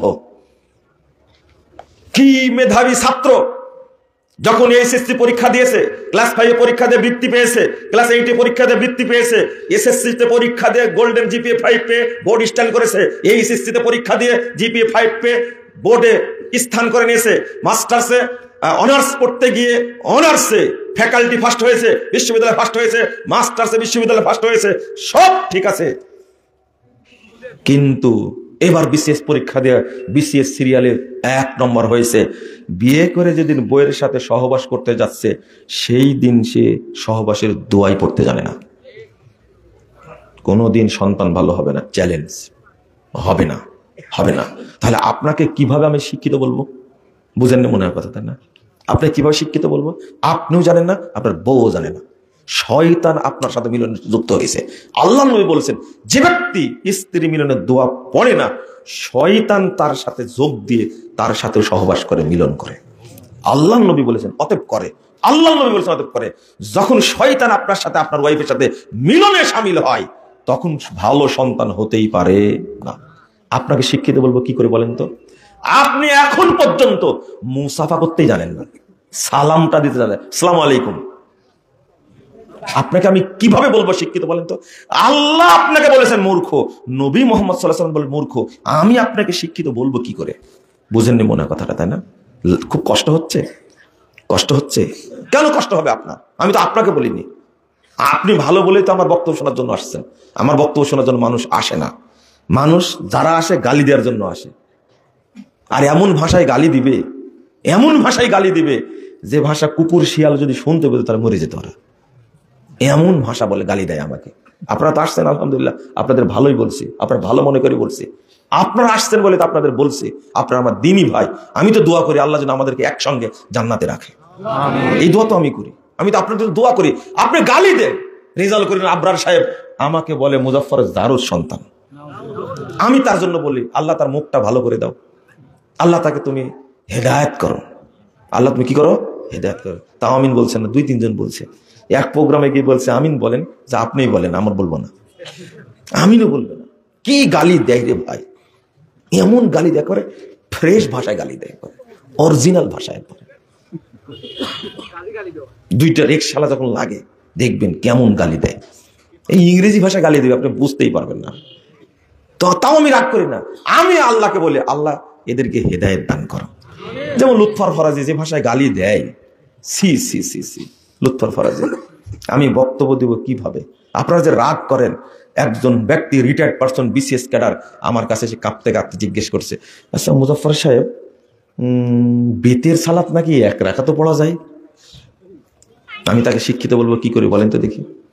এত জানে, সব জানে, আল্লাহ বলেছেন দুনিয়াবি জীবন সম্পর্কে সব জানে, কিন্তু ওর মধ্যে দ্বীনের জ্ঞান নাই। মসজিদে ঢুকতে জানেন না আপনি, আপনাকে কিভাবে শিক্ষিত বলবো? আপনি শিক্ষিত হয়েছেন, এরপরে তবলিগে গেছেন, তবলিগের ফাজাইল আমল পড়ে পড়ে পড়ে মাথাটা নষ্ট করেছেন। আপনাকে যখন বললাম যে একজন তবলিগের লোক বইয়ে লিখেছে যে মক্কায় গিয়ে সালাত পড়লে নেকি হবে, কাবায় সালাত পড়লে নেকি হবে 1,00,000 গুণ বেশি, আর টঙ্গীর মাঠে গিয়ে নামাজ পড়লে নেকি হবে 1 কোটি গুণ বেশি। তখন আপনি আমাকে বললেন, প্রফেসর সাহেব বললেন যে আল্লাহ তো দিলে দিতেও পারেন। আপনাকে আমি কিভাবে শিক্ষিত বলবো বলেন তো? আপনাকে জাহেল বলতেই হবে, আপনাকে মূর্খ বলাই লাগবে। আমি যদি আপনাকে মূর্খ না বলি তাহলে আমার ঈমান থাকবে না। কারণ কাবা ঘরের উপরে একটা অপবিত্র জায়গাকে আপনি প্রাধান্য দিয়েছেন। বুঝেননি কথা? কষ্ট হয়? হয় হয়, একটু কষ্ট হয়। কেন প্রাধান্য দিলেন আপনি? কাবাকে চিনেন আপনি, ওই যোগ্যতা আপনার হয়েছে। কাবাকে চিনেন না, এটাই আপনার অযোগ্যতা, এটাই আপনার মূর্খতা, এটাই আপনার জাহালিয়াত। আপনি কি বলেন? আপনাকে জাহেল বলে বলেন? 100 বার বলবো জাহেল আপনাকে, বলবো অবশ্যই। কিসের প্রফেসরশিপ আপনার? জান ধুয়ে রেখে আসেন ওখানে। ইসলামের কাছে আপনার 5 পয়সা দাম নাই। হতে পারে আপনার 14,000 ডিগ্রি আছে, তাতে আল্লাহর যায় আসে না। কিসের ডিগ্রি নিয়েছেন আপনি? খেতা সেলাই করার ডিগ্রি নিয়েছেন, আমার দরকার নাই সেটা। আপনি বিসমিল্লাহ বলা শিখেননি এখন পর্যন্ত। নামাজ পড়বেন, হুজুর লিখে রাখছে যেটা ওযুর দোয়া, আপনি পড়ছেন, শিক্ষিত মানুষ পড়ছে, কোনোদিন তদন্ত করতে জানেন না আপনি। আপনি কিসের শিক্ষিত মানুষ? কিসের শিক্ষিত মানুষ? বললেই খেপে যান, মানে আপনি তদন্ত করতে জানেন না একটু? মুজাফফর তো বলল যে বিসমিল্লাহিল আলিউল আযীম আল ইসলামু হাক্কুন আল কুফরু বাতিলুন আল ঈমানু নূরুন কুফরু যুলমাতুন। এই দোয়া নাকি জাল দোয়া। দেখি, আপনি সচিব মানুষ, এক হুজুরকে, ইমাম সাহেবকে প্রশ্ন করলে ইমাম সাহেবের পিছনটা আস্তে করে হলুদ হয়ে যাবে, জান। আপনি জিজ্ঞেস করলেন না কেন ইমাম সাহেবকে? ইমাম সাহেব শোনেন তো, মুজাফফর বিন মুহসিন বলছে আমরা যে ওযুর দোয়াটা পড়ি এটা নাকি জাল। আচ্ছা, দলিল কোথায় আছে একটু জেনে দেবেন তো আমাকে, বলেন তো। প্রতিদিন তার পিছনে সালাত পড়েন আপনি, এই কথা আপনি বলতে পারতেন। আপনি কিসের সচিব? আপনি কিসের বিসিএস ক্যাডার? আপনি কিসের সরকারি কর্মকর্তা ছিলেন? আপনি রিটায়ার্ড করেছেন মানে বোবা হয়ে গেলেন? জিজ্ঞেস করবেন ইমাম সাহেবকে, ইমাম সাহেব এই দোয়া কে বানাইছে? আপনার ইমাম তো দূরে কর, ওর 14 গোষ্ঠী কবর থেকে বের করতে পারবেন না এই দোয়া। জান চ্যালেঞ্জ। তা আপনি এটা যাচাই করতে জানেন না, তা আপনাকে শিক্ষিত বলবো কি করে? আল্লাহর নবী সাল্লাল্লাহু আলাইহি ওয়াসাল্লাম বলছেন বিসমিল্লাহ। কি বলছেন? বিসমিল্লাহ। শুধু বিসমিল্লাহ বলতে ওযুর শুরুতে। কোরআনের মধ্যে বিসমিল্লাহির রহমানির রহিম 114 জায়গায় এসেছে। 114 জায়গায় এসেছে বিসমিল্লাহির রহমানির রহিম। বিসমিল্লাহির রহমানির রহিম একটা সূরা বাদ দেয়া বাকি 113টি সূরার আয়াত এক সূরা 2 বার আসছে, তাহলে 114 বার বিসমিল্লাহির রহমানির রহিম কোরআনের মধ্যে। যদি ওযুর সময় বলেন বিসমিল্লাহির রহমানির রহিম, বেদাত হবে, বেদাত হবে। কারণ আল্লাহর নবী এত বড় বলেননি, বলেছেন কতটুকু? বিসমিল্লাহ, এতটুকুই বলতে হবে। তাহলে হুজুর যে দোয়াটা তৈরি করলো, একজন মুরব্বী আমাকে বলছেন এত বড় দোয়া জাল, মানে ওনার বিশ্বাস যে বড় দোয়া জাল হয় না। তো আপনাকে আমি কি করে শিক্ষিত বলতে পারি বলেন? এটা তদন্ত করতে পারলেন না আপনি? আপনাকে আমি পবিত্রই মনে করি না। আপনি পবিত্র হতে জানেন না। আপনি আজীবন খাড়া থেকে পেশাব করেছেন, জানেন আপনি? হ্যাঁ, এই হোটেলগুলোতে দাঁড়ায় পেশাব করে ব্যবস্থা করে রাখতে, আমার জন্য, আমার জন্য, আমার জন্য। খাড়া থেকে পেশাব করে কে? এক পা তুলে পেশাব করে কে? তা আপনি যখন দাঁড়ায় পেশাব করতে আমরা লজ্জা লাগে না? কিসে শিক্ষিত মানুষ আপনি? তা আমরাও তো পড়েছি বিশ্ববিদ্যালয়ে, আমাদের তো দাঁড়িয়ে পেশাব করা লাগে না? আপনার লাগে কেন? আপনি যে শিক্ষাই পড়েছেন এই ব্যবস্থায় তো মূর্খতা। আপনি বসতে পারেন না আর পানি নেন আপনি? আপনি কি পবিত্র? এক ঝাড়া দেন আর চলে যান আপনি। আপনার শরম, হায়া, লজ্জা, শিক্ষা তো নাই, আপনার মধ্যে ভদ্রতাও নাই। আবার ঠিক বলছে, লজ্জা শরমও নাই। কি আশ্চর্য বলে, নিজেরা আবার ঠিকও বলছে। আমি বলছি খালি শুনেন।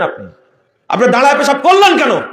বাংলাদেশের কোন হোটেলে এই ব্যবস্থা থাকবে না, আপনার জন্য রাখছে তারা। আপনি দাঁড়ায় পেশাব করেন আর খুব গর্ব করছেন। আমার আব্বার কাছে বিয়ে নিয়ে গেছিল, নামটাই বলে ফেললাম, যা গল্পই বলবো না থাক। আল্লাহ যেন আমাদের উপর রহম করে। আপনি বুঝতে শিখেন, দয়া করে আপনি বুঝতে শিখেন। আপনি বুঝতে শিখেননি। আমি আপনাকে বুঝাচ্ছি এইভাবে। আপনার বয়স 80 বছর, মসজিদে যখন উঠেন তখন বলেন আল্লাহুম্মা ইফতাহ লি আবওয়াবা রাহমাতিক। 80 বছর যাবত এই বাক্যটার অর্থ জানেন না, এক নেকিও হয়নি আপনার, এক নেকিও হয়নি। আপনি বলছেন আল্লাহুম্মা রাব্ব হাযিহি দাওয়াতি তাম্মা ওয়াস সালাতিল কায়িমা আতি মুহাম্মাদিন ওয়াসিলাতা ওয়াল ফাদিলা ওয়া বাসু মাকাম মাহমুদাল্লাযী ওয়াত্তা। এই দোয়া পড়ছেন আপনি 80 বছর যাবত, অর্থ বুঝেন না, এক নেকি হয়নি আপনার। যদি হয় নাকি আপনার সাথে আমার বিট হবে, চ্যালেঞ্জ হবে, চ্যালেঞ্জ।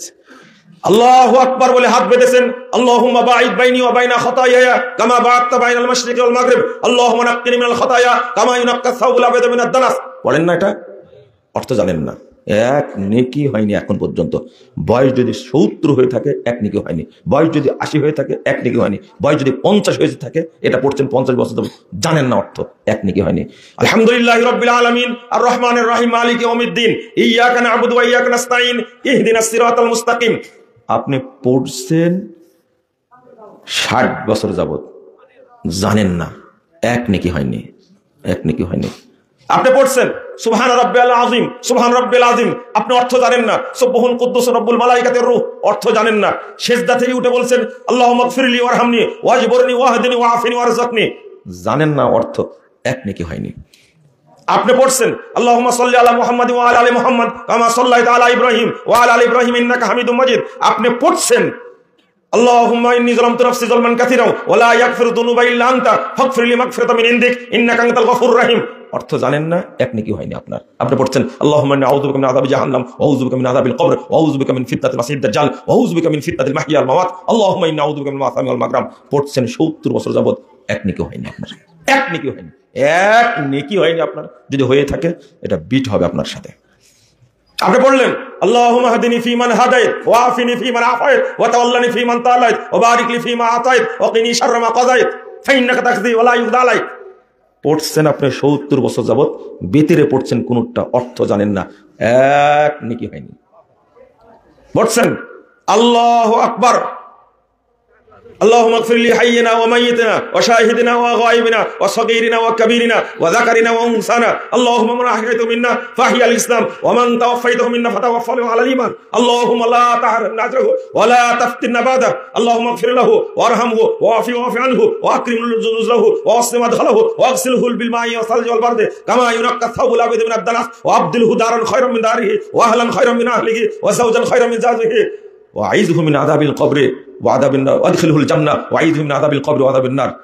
দোয়া পড়ছেন জানাজাতে বহুদিন যাবত, অর্থ জানেন না, এক নেকি হয়নি। আপনাকে কিভাবে শিক্ষিত বলবো বলেন? ইমাম ইবনুল কাইয়্যিম রাহিমাহুল্লাহ বলেছেন বিইজমাইস সালাফ, শুনে রাখো তোমরা, ইন্নাল্লাহা লা ইয়াকতুবু লিল আবদি মিন সালাতিহি ইল্লা মা কালা মিনহা। সালাতে বান্দা যা পড়ে, সালাত সম্পর্কে যদি না জানে, আল্লাহ তার কোনো নেকি লিখবেন না। কি বলেছেন? ইন্নাল্লাহা লা ইয়াকতুবু লিল আবদি মিন সালাতিহি ইল্লা মা কালা মিনহা। তবে যতটুকু বুঝে ততটুকু নেকি লেখা হবে, বুঝে না নেকি লেখা হবে না। সালাত পড়ে বের হয়ে আসছেন আল্লাহুম্মা ইন্নী আসআলুকা মিন ফাজলিক, অর্থ জানেন না 80 বছর যাবত, নেকি হয়নি। যদি হয় আমার সাথে দেখা করবেন, আপনাকে বলবো হলো কি করে প্রমাণ করে দেবেন। নেকি হলে কি, সালাত কবুল হলে কি এত বড় মুনাফিক হতে পারে? নামাজ পড়ে 70 বছর যাবত এখন পর্যন্ত জিনা করে, নামাজ পড়ছে 70 বছর যাবত, এখনো সিগারেট ছাড়েনি, বিড়ি ছাড়েনি, মিথ্যা কথা ছাড়েনি, সুদ ছাড়েনি, হারাম ছাড়েনি, ও জিনা ব্যভিচার পরকিয়া ছাড়েনি, এখন পর্যন্ত ছাড়েনি। ওকে আপনি বলেন যে ও মুমিন? মুসল্লি তো পরের ব্যাপারে ভাই, ও মুমিন কিনা, ও মুসলিম কিনা, ও টাটকা মুনাফিক একটা। আব্দুল্লাহ বিন উবাই কয়েকদিনের মুনাফিক, আব্দুল্লাহ বিন উবাই 7-8 বছরের মুনাফিক, আর আপনি 70 বছরের মুনাফিক। বলেন তো কে বড়? বুঝেননি মনে হয় কথাটা? ধাবা ধরে আছেন কেন? এতক্ষণ ঠিক বললেন, এখন বলেন। যে 7-8 বছরের মুনাফিক, ও বড় মুনাফিক না আপনি বড় মুনাফিক? তওবা তওবা তওবা। যে পাপকে পরোয়া করে না সে কি মুনাফিক? এর মাঝখান থেকে দুঃখ লাগে, কষ্ট লাগে।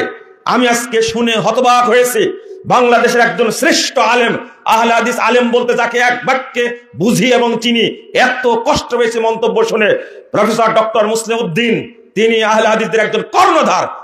তার ঠোঁট কাটা কথা বলেন সরাসরি, কাউকে পরোয়া করেন না। তাই বলে আপনি তাকে পাগল ছাগল বলবেন? জাহেল, তুমি জাহেল, 1 নম্বর জাহেল। তুমি এলমের কি জানো? তুমি গালি দাও কেন? চিনো ডক্টর মুস্তাফিজ সাহেবকে? চিনো তুমি? বাংলাদেশে একজন আহলে হাদিস সম্পর্কে জানা একজন লোক গেছে, একজন লোক বেঁচে আছে বাংলাদেশে এখন।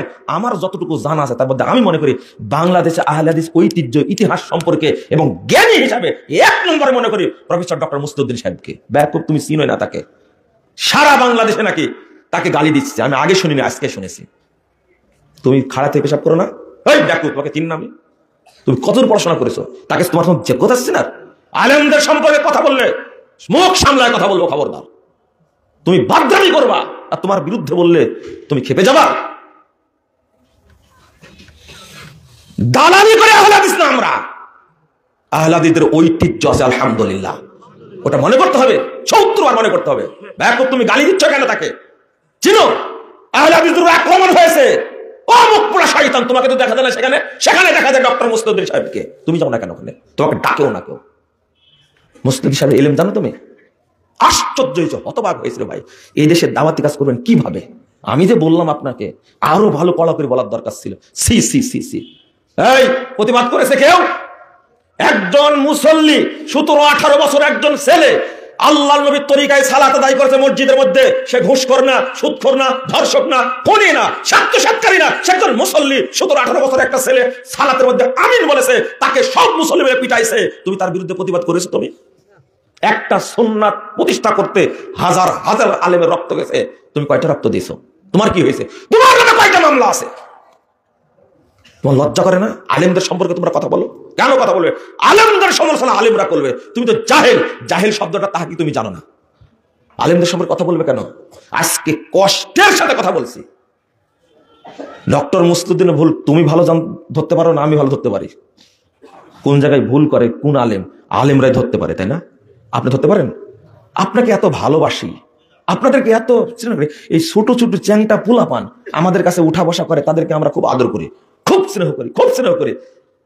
তোমরা যে ফেসবুকে এতবার দৌড়াদৌড়ি করো এটা তো জানি না। হ্যাঁ, সি সি সি সি। একজন আলেম সম্পর্কে লিখতে পারলে আমাকে গালি দাও, তোমরা আমাকে গালি দাও, আমি কিচ্ছু বলবো না, কিছুই বলবো না। ওই যে কিছুক্ষণ আগে বললাম না, রেজাল্ট করে আপনাকে বলে যাবো মুজাফফর জারুর সন্তান। খুব কষ্ট হয়, আমার বাপ মা এখনো বেঁচে আছে, তাই একটু কষ্ট হয়, কিন্তু ওর জন্য দোয়া করে আল্লাহ হেদায়েত দান করে। আমাকে গালি দেন, আমাকে গালি দেন, আমি কিচ্ছু বলবো না, আমার পরিবারে কিছু বলবো না।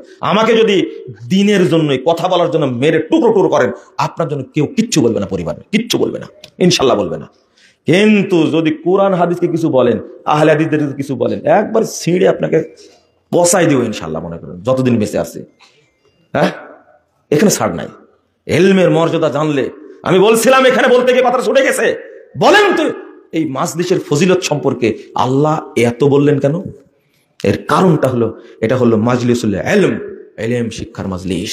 এটা হলো মাজলিসের দাওয়া, এটা হলো দাওয়াতের মাজলিস। এই জন্য আল্লাহ এই মাজলিসকে এত মর্যাদা দিয়েছেন, এত মর্যাদা দিয়েছেন। একজন আলেমের ভার আপনি কি নিতে পারবেন? আল্লাহু আকবার।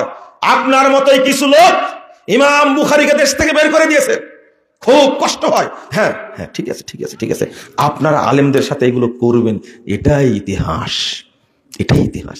করেন করেন করেন, এটাই ইতিহাস।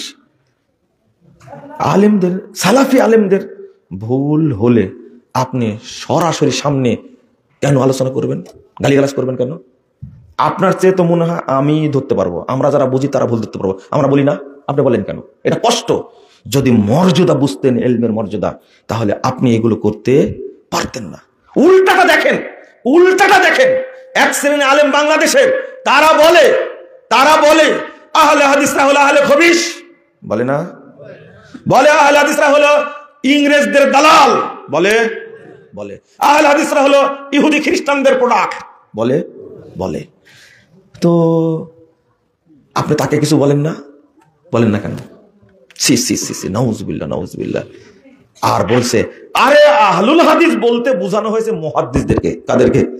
মুহাদ্দিসদেরকে বলা হয়েছে। ও, একজন আজকে প্রশ্ন করেছে, তাহলে তো দেখছি হাদিসের সব ইমামই আহলে হাদিস ছিলেন।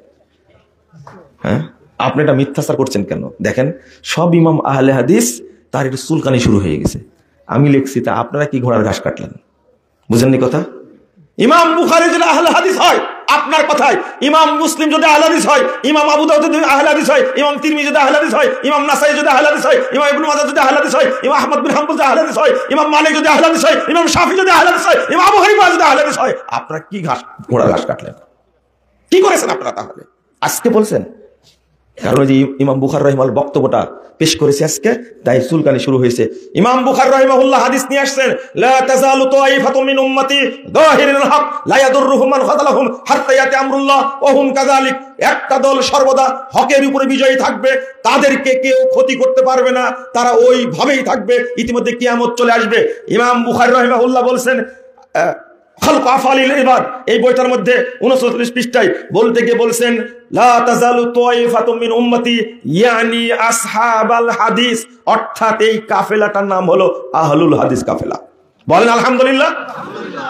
এবার ইমাম তিরমিজি রাহিমাহুল্লাহ বলছেন, দেখেন ইমাম তিরমিজি বলছেন সামিতু মুহাম্মাদান, আমি ইমাম বুখারীকে বলতে শুনেছি, সামিতু আলী ইবনে আল মাদানী, আমি আমার উস্তাদ ইমাম আলী ইবনে আল মাদানীকে বলতে শুনেছি, লা তাযালু তাইফাতুম মিন উম্মতি যাহিরিল হক ইয়ানি আহলুল হাদিস। তিনি বলছেন ইয়ানি আহলুল হাদিস। এই কথা বলতে গিয়ে ইমাম তিরমিজি রাহিমাহুল্লাহ বলছেন আমি আমার উস্তাদ ইমাম বুখারীকে বলতে শুনেছি, ইমাম বুখারী বলছেন আমি আমার উস্তাদ আলী ইবনে মাদানীকে বলতে শুনেছি, একটি দল হকের উপর বিজয়ী থাকবে, এর দ্বারা আহলুল হাদিসদেরকে বোঝানো হয়েছে। বলে আলহামদুলিল্লাহ। এটা কিন্তু তিরমিজির ইবাদত বলছে, কোন কিতাবের? সম্মত 2229 নম্বর হাদিস। এটা দিয়ে সার্চ দিলে পেয়ে যাবেন, বাংলা তিরমিজির মধ্যে পাবেন। আপনি কি বুঝতে পারছেন? এখন তার অপব্যাখ্যা করছে, এই আহলে হাদিস বলতে মুহাদ্দিসগণ গো, সাধারণ লোক না। তওবা তওবা তওবা, আস্তাগফিরুল্লাহ। তুমি কি চোখে দেখোনি? যদি আহলে হাদিসরা যদি ইহুদিদের গোলাম হয়, যদি, তাহলে আবু সাঈদ খুদরিকে আহলে হাদিসদের ইংরেজদের গোলাম বলতে হবে, ইমাম শাফিকে বলতে হবে ইংরেজদের গোলাম, আবু হুরায়রাকে বলতে হবে ইংরেজদের গোলাম। নাউযুবিল্লাহ নাউযুবিল্লাহ নাউযুবিল্লাহ নাউযুবিল্লাহ। আবু সাঈদ খুদরি রাদিয়াল্লাহু আনহু বলছেন 1741 নম্বর হাদিস, মারহাবান বিওয়াসিয়াতি রাসূলুল্লাহ সাল্লাল্লাহু আলাইহি ওয়াসাল্লাম, আল্লাহ রাসূলের নির্দেশ অনুযায়ী তোমাদেরকে আমরা স্বাগত জানাচ্ছি, মারহাবা জানাচ্ছি। আমার রাসূল সাল্লাল্লাহু আলাইহি ওয়াসাল্লাম আন্নু আসসালাকুল মাজলিস ওয়া নুফাহিমালাকুল হাদিস, আল্লাহ রাসূল আমাদের নির্দেশ দিয়েছেন আমরা যেন মজলিসে জায়গা করে দিই, আমরা যেন তোমাদেরকে হাদিস বুঝাই। কেন? ফাইন্নাকুম খুলুফুনা ওয়া আহলুল হাদিস বাদানা, কারণ তোমরা আমাদের উত্তরসূরি এবং তোমরাই আহলুল হাদিস। হাদিসের সনদে একটু ত্রুটি আছে, কিন্তু শেখ আলবানী রাহিমাহুল্লাহ বলছেন এই হাদিসের অন্য সাক্ষী আছে, এইজন্য হাসান।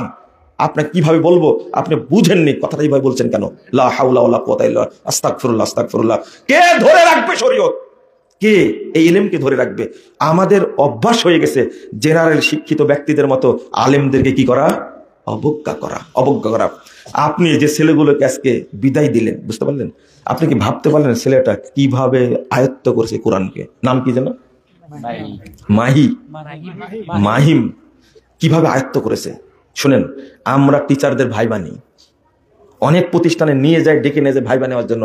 আমরা হাফেজদের আলেমদের ভাই বানি, আমরা বুঝি কোথায় থেকে ধরলে তারা কেমন ভাবে উত্তর দিবে।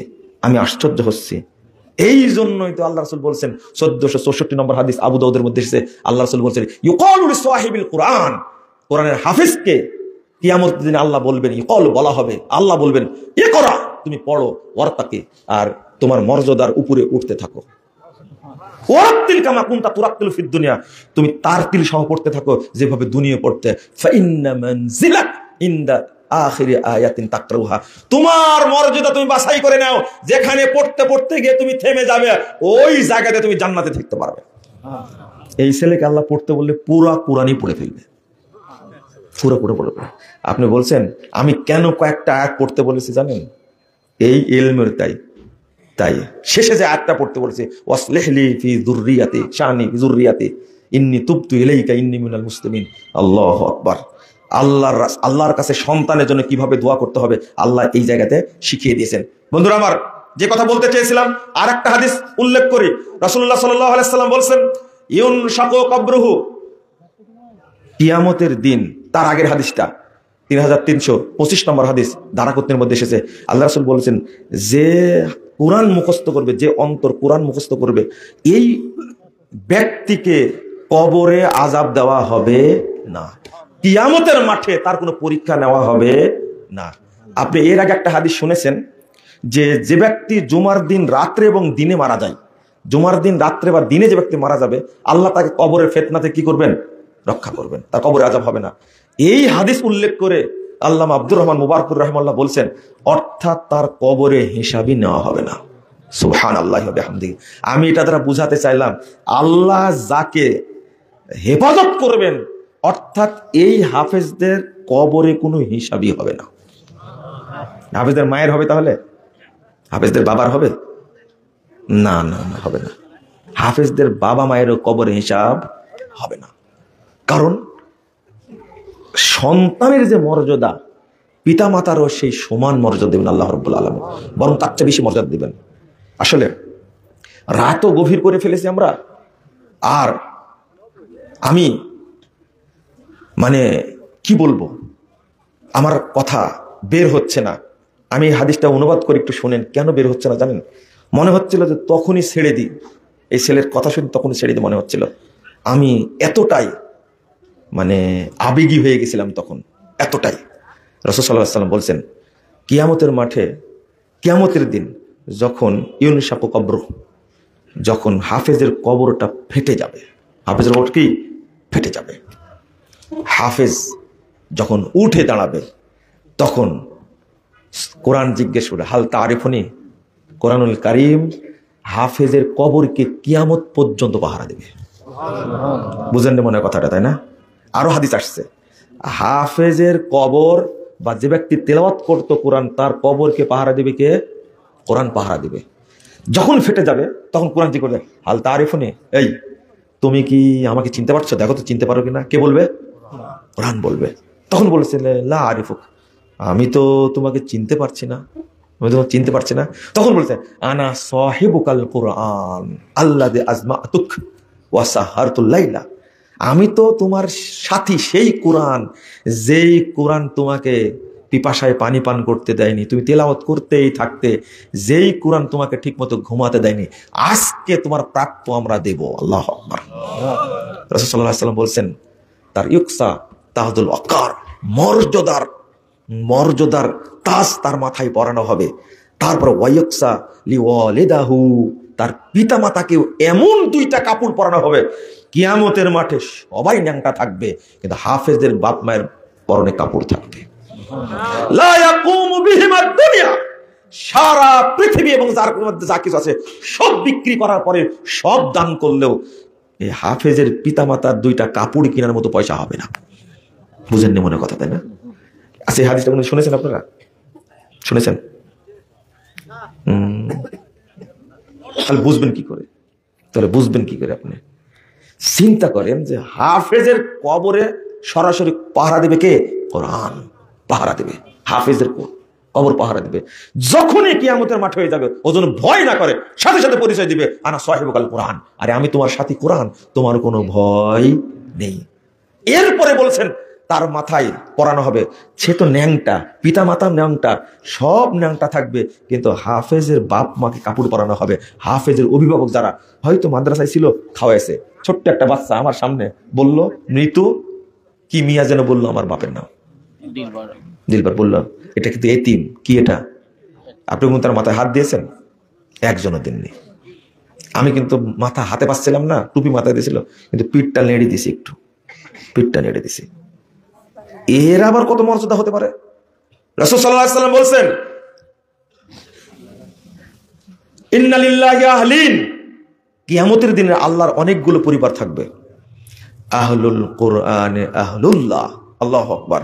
কিয়ামতের মাঠে কোরআনের হাফেজগণ হবে সরাসরি আল্লাহর পরিবার, আর আল্লাহর খাস বন্ধু হবে হাফেজগণ। সুবহানাল্লাহ। কেন বলেন তো?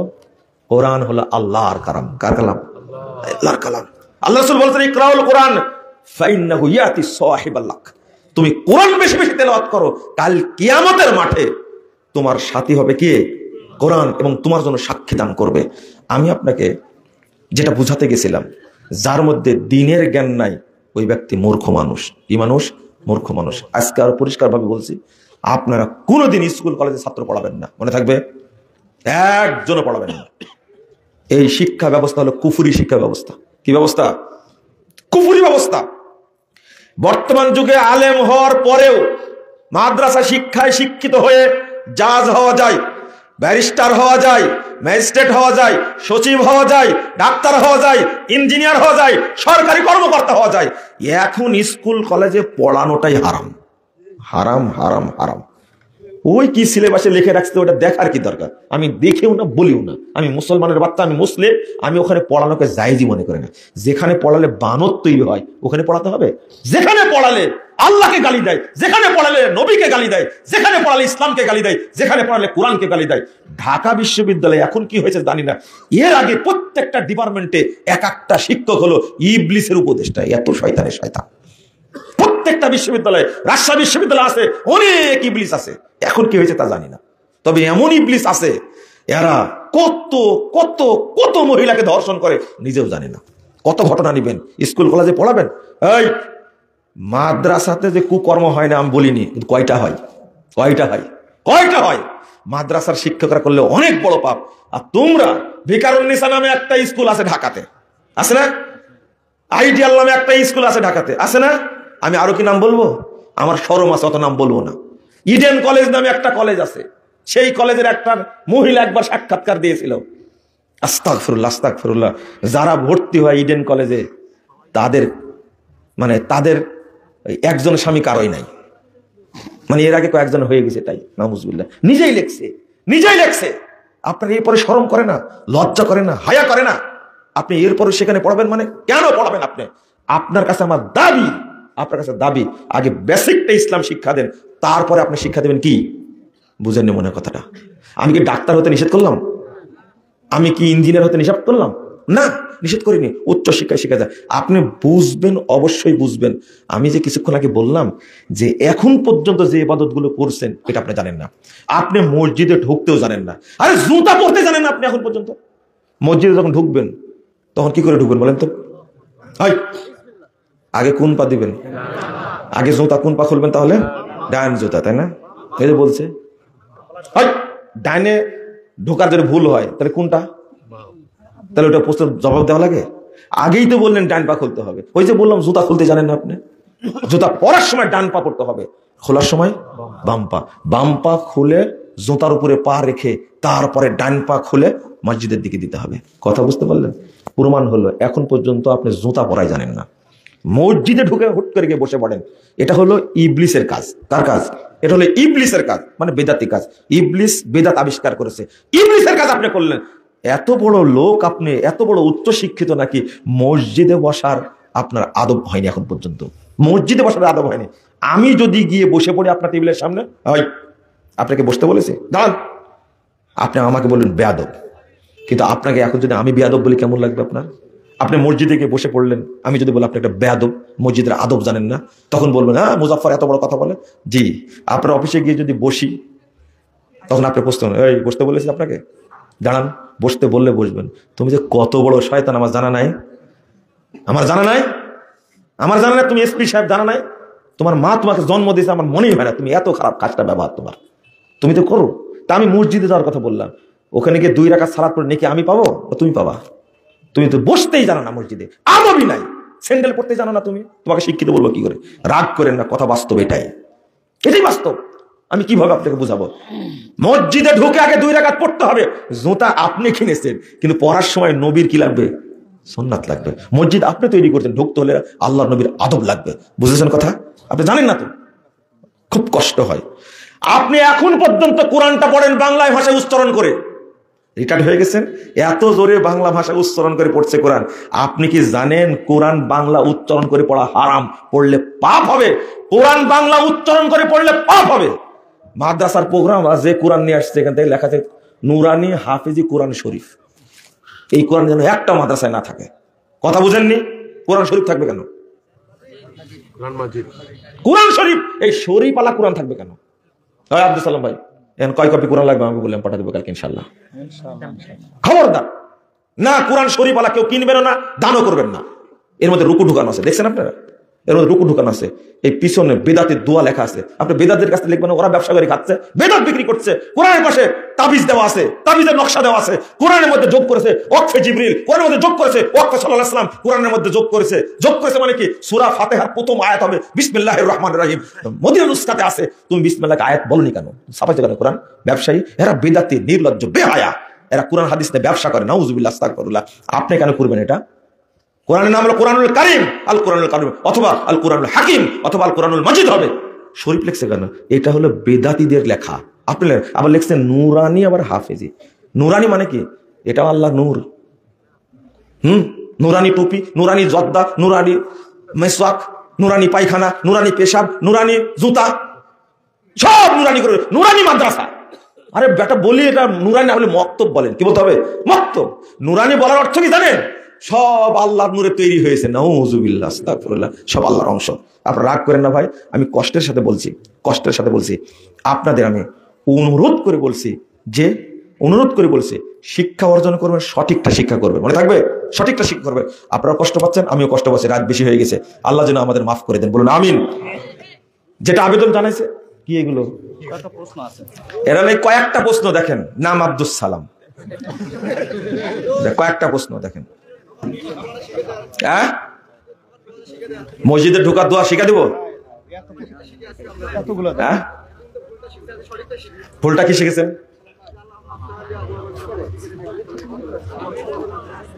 দেখেন, এখনই শুনতে শুনতে বললাম কি আর শুনলো কি? আমি দোয়ার কথা বললাম না অর্থ জান না তাই বলেছি? আচ্ছা, প্রথম বয়স কত হয়েছে আপনার? 22 বছর। এই ছোট্ট দোয়ার অর্থ এখনো শিখেননি কেন বলেন দেখি? না, এখন যদি দোয়া শিখা দেওয়ার পরে যদি আপনি বলেন আর একটা যদি বলেন, তখন আমার তো উপায় থাকবে না। আর একটা কি বলবো কি? থামেন, আর একটা কি বলবো কি? না, বলা যাবে না। আল্লাহুম্মা আফতাহ লি আবওয়াবা রাহমাতিক। আল্লাহ, হে আল্লাহ, ইফতাহ লি, আমার জন্য খুলে দাও, আবওয়াবা রাহমাতিক, তোমার রহমতের যত দরজা সব খুলে দাও। এত সুন্দর দোয়া, অর্থ জানি না। এই যে বোতলটা আছে, বোতল নাই আজকে, বোতল দিয়ে বুঝাই। কই দেখি বোতলটা? এই যে এই বোতলটা যদি আপনি উপরে চাটতে থাকেন, 60 বছর চাটেন আপনি, প্রতিদিন 3 ঘন্টা করে চাটবেন, এই বোতলের মধ্যে কি আছে আপনি স্বাদ পাবেন। কি করতে হবে?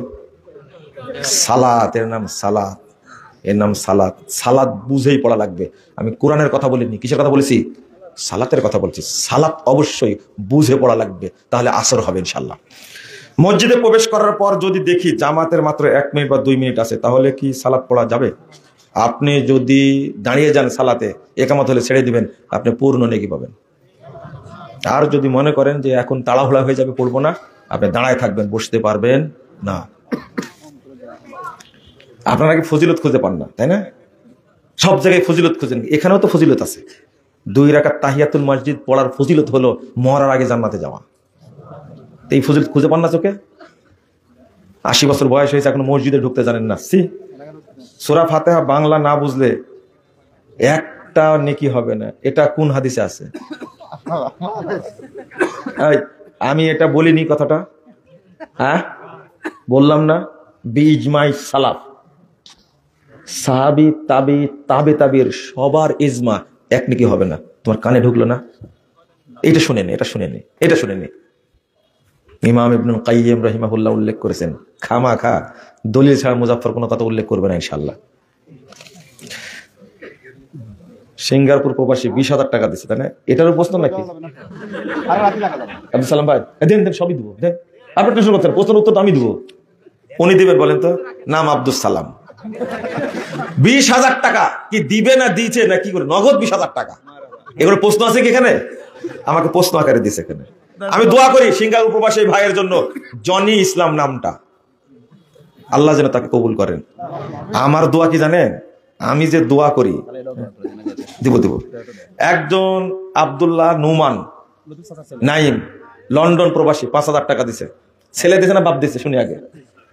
ছেলে দিছে। ও কেবলে গেছে তাই না? কত সুপারিশ আর করবেন, নাম আব্দুল সালাম। শোনেন, সুপারিশ করলেও আমার সম্পর্কে ভাতিজা হয়, তবে এই 5,000 টাকা দিছে, শুরুতে দিছে তো, এই 5,000-এর সাথে বাপ আরো 5,000 যোগ করবে ইনশাল্লাহ। বাপ কত দিছে তা জানি না, আমি বলে দিলাম, আর যোগ না করলে আপনি আমাকে বলবেন। দোয়া, আল্লাহ তুমি তাদের প্রতি টাকায় 1 কোটি টাকা বরকত দিও, আমিন। আবার আল্লাহুম্মা আমিন বলে। বাদশা ভাই তো আমার খুব প্রিয় মানুষ, বুঝতে পারলেন। বর্তমানে অনেক জায়গায় মহিলা বক্তা দ্বারা মহিলাদের ওয়াজ মাহফিল হয়, জাহান্নামে যাওয়ার জন্য আর কিছু করা লাগবে না। আমি প্রবাসে থাকার সময় অমুসলিম দোকানদার থেকে বাকি নিয়েছি, আমি তাকে চিনি না, এখন তার ঋণ কিভাবে পরিশোধ করব? জনকল্যাণে টাকাটা দিয়ে দিবেন, দান করবেন। সিরিয়ার মাদ্রাসা দিতে বললো, বুঝতে পারলেন। সিরিয়ার বিদ্রোহী বাহিনী, অর্থাৎ যারা সিরিয়া বিজয় করলো, তাদের আকীদা সম্পর্কে জানতে চায়। তারা সালাফি আকীদার মানুষ, বলেন আলহামদুলিল্লাহ। আরে সিরিয়া জয় হয়েছে তো আহলে হাদিসদের তো একটা বিজয় উৎসব করা উচিত। আলহামদুলিল্লাহ পড়েছেন আপনারা? আরে বাশার শয়তানকে তাড়ানো হয়েছে মানে কি, কি যে খুশি হয়েছে আমি তার হিসাব দিতে পারবেন না, আল্লাহই ভালো জানে। এই শয়তান কত আলেমকে হত্যা করেছে। এই সিরিয়ার স্মৃতি, বাংলা পৃথিবীর সিরিয়ার স্মৃতি, সিরিয়াতে কত বড় বড় আলেমের জন্ম। আল্লাহু আকবার। ইবনু তাইমিয়া এই সিরিয়া উপহার দিয়েছে, ইবনু তাইমিয়াকে উপহার দিয়েছে, ইমাম ইবনুল কাইয়িমকে উপহার দিয়েছে, ইমাম ইবনুল কাসিরকে উপহার দিয়েছে, ইমাম যাহাবিকে উপহার দিয়েছে। আল্লাহু আকবার। এত বড় বড় আলেমকে উপহার দিয়েছে সিরিয়া। যে মসজিদটা প্রথম দখল করে আজান দিয়েছে, আল্লাহু আকবার, এই মসজিদটাই হলো সালাফিদের কেন্দ্রীয় মসজিদ। বাশার আল আসাদ এই শয়তান এতদিন 53 বছর মসজিদটা বন্ধ করে রাখছিল। চিন্তা করতে পারছেন? দ্বিতীয় টার্গেট হবে ইয়ামান। কোনটা? ইয়ামান। আল্লাহ যেন ইয়ামানকে বিজয় করে দেন, বলেন আমিন।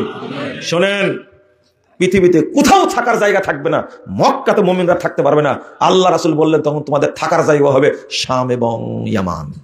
শাম এবং ইয়ামান। ইয়ামান দখল করে আছেন শিয়ারা, আল্লাহ যেন শিয়াদেরকে উৎখাত করে দেন, বলেন আমিন। এই শিয়ারা হলো ছদ্মবেশী ইহুদি, শিয়ারা হলো ছদ্মবেশী ইহুদি। ও হুজুর, কি ঘটনা? তুমি চিনলে না?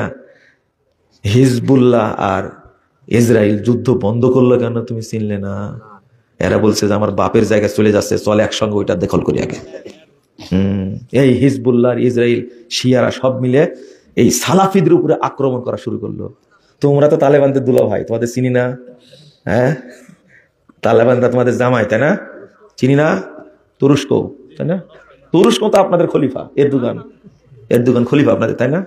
কি যে করার দরকার আপনাদের জানেন? আকীদা বুঝেন না, তাওহীদ বুঝেন না, মানহাজ বুঝেন না, খালি মানে লাফালাফি করেন, শুধু মারহাবা করেন। আপনি বুঝেন কিছুটা? আমার বহু আগের বক্তব্য আছে, লিখনীয় আছে। সিরিয়ার এই বিদ্রোহীদেরকে যেন আল্লাহ বিজয় দান করেন, এদেরকে অর্থ এবং অস্ত্র সহযোগিতা করছে সরাসরি সৌদি, কুয়েত আর দুবাই। আলহামদুলিল্লাহ।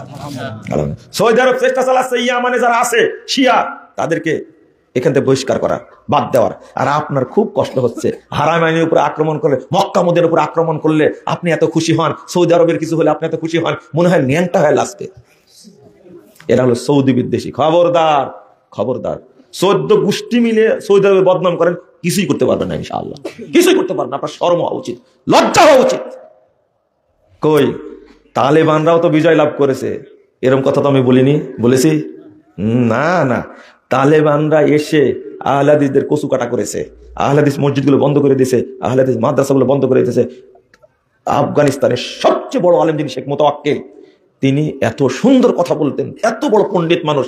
তালেবানরা ক্ষমতায় এসে 3 দিনের মাথায় তাকে তার বড় ছেলে গুম করেছে। 5 দিন পরে এদেরকে লাশ টুকরো টুকরো করে ফেরত দিছে। আপনাদের দুলাভাই, যে দুলাভাই, আপনাদের লজ্জা নাই, শরম নাই? এই বাংলাদেশে যারা মূর্তি ভাঙছে, তারা কি তাওহীদ প্রতিষ্ঠার জন্য ভাঙছে? ইসলামের জন্য ভাঙছে কি? না না, ভাঙ্গেনি একটাও। তাওহীদের জন্য ভাঙতে হলে আগে মাজার ভাঙার দরকার ছিল। কি ভাঙা দরকার ছিল? মাজার ভেঙে ফেলতে হতো। শেখ মুজিবের মূর্তি বানিয়েছে বাপ বেটি মিলে, অনেক বেটি অনেক বানাইছে। তবে শেখ মুজিবকে সেজদা করে এটা আমার জানা হয়, থাকতে পারে। তবে বাংলাদেশের কোটি কোটি মানুষ লক্ষ লক্ষ মাজারে সেজদা দিয়ে ঈমান নষ্ট করে না? অর্থাৎ আপনাদের আকীদার তালেবানদের আকীদা একই। তালেবানরা মূর্তি ভাঙছে, মাজারগুলো কি তাজা করেছে, আর আপনারা মূর্তি ভাঙলেন, মাজারের আশেপাশে জাননি, একই। তালেবানরা মাজার পূজারী বা কবর পূজারী, তাদের জন্য কি কাদা কাঁদলেন আপনারা। আরে চোখে স্যাপ দিয়ে কাঁদছে। শরম করেন, একটু শরম করেন। এর নাম আকীদা, এর নাম কি আকীদা। বুঝেন না তাই, বুঝেন না তাই লাফাচ্ছিলেন। এই একটা জিনিস বুঝাই, ইউক্রেন আর রাশিয়ার যুদ্ধ লেগেছে, আপনি কার পক্ষে? হ্যাঁ, কারো পক্ষে না, তাই না? একটা পক্ষ নেন না। আপনার অন্তর জ্বলে না? আপনার অন্তর জ্বলে না? আচ্ছা, এবার প্রশ্ন করছি, হিজবুল্লাহ আর ইসরাইল মারামারি লাগছে, কার পক্ষে আপনি? কার পক্ষে? কত কাঁদছেন আপনি। হিজবুল্লাহকে চিনেন আপনি? হিজবুল্লাহকে চিনেন? হিজবুল্লাহকে চিনেন? এই হিজবুল্লাহ, লা হাওলা ওয়ালা কুওয়াতা ইল্লা বিল্লাহ, এই হিজবুল্লাহর কি নাম? মারা গেল প্রথমটা কি জানেন? হিজবুল্লাহর প্রধান, sorry Hasan Nasrullah. Hassan Rouhani মনে হয়েছিল, হাসান নাসরুল্লাহ। হাসান রুহানি ইরানের, হাসান নাসরুল্লাহ বলেন তো কে ছিল? জানেন না, জানেন না। হাসান নাসরুল্লাহ, ইরানের কাসেম সুলাইমানি, এই কয়েকজন নিয়ে একটা টিম ছিল, কমিটি ছিল, যারা ইরাকে, ইয়ামানে, সিরিয়ায় যারা সালাফি আছে তাদেরকে হত্যা করার জন্য টিম গঠন করা ছিল। সেই টিমের প্রধান ছিল হাসান নাসরুল্লাহ। এবার হয়েছে, এবার হয়েছে। বৃহস্পতি আমি হানাফি মাযহাবের অনুসারী, 12 তাকবীরে নামাজ পড়ার জন্য অনেক দূর থেকে আহলে হাদিস ঈদগাহে আসি। প্রশ্ন হলো, 6 তাকবীর ঈদের নামাজ হবে কি? সুন্নাত হলো 12 তাকবীরে পড়া। কয় তাকবীর? সুন্নাত। 6 তাকবীরের পক্ষে কোনো সহিহ হাদিস নাই।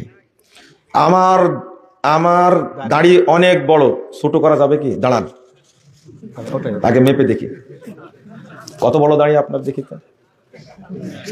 শোনেন, আপনার কোনো সমস্যা না, শোনেন, আপনার কোনো সমস্যা না, সমস্যা আপনার সাথে যারা সারা বদমাইশগুলো, তাদের সমস্যা। নাহলে বড় করলেন কেন? আপনার বড় করলেন কেন? না, রেখে দেবেন, দলিল নাই। সূরা ফাতিহা শেষে আমিন জোরে হবে নাকি আস্তে হবে, এই ফতোয়া দেওয়ার জন্য আসছি। আমিন জোরে বলতে হবে। আগে যতটুকু জোরে বলতেন, এখন একটু আরেকটু জোরে বলবেন, কারণ এই আমিনকে প্রতিষ্ঠা করে ছাড়তে হবে। বলেন ইনশাআল্লাহ। ইনশাআল্লাহ। বাংলাদেশে একদিন মাজার পূজা থাকবে না, ইনশাআল্লাহ, মনে রাখবেন, থাকবে না। কবর পূজা থাকবে না, ভেঙে চুরমার করে দেওয়া হবে।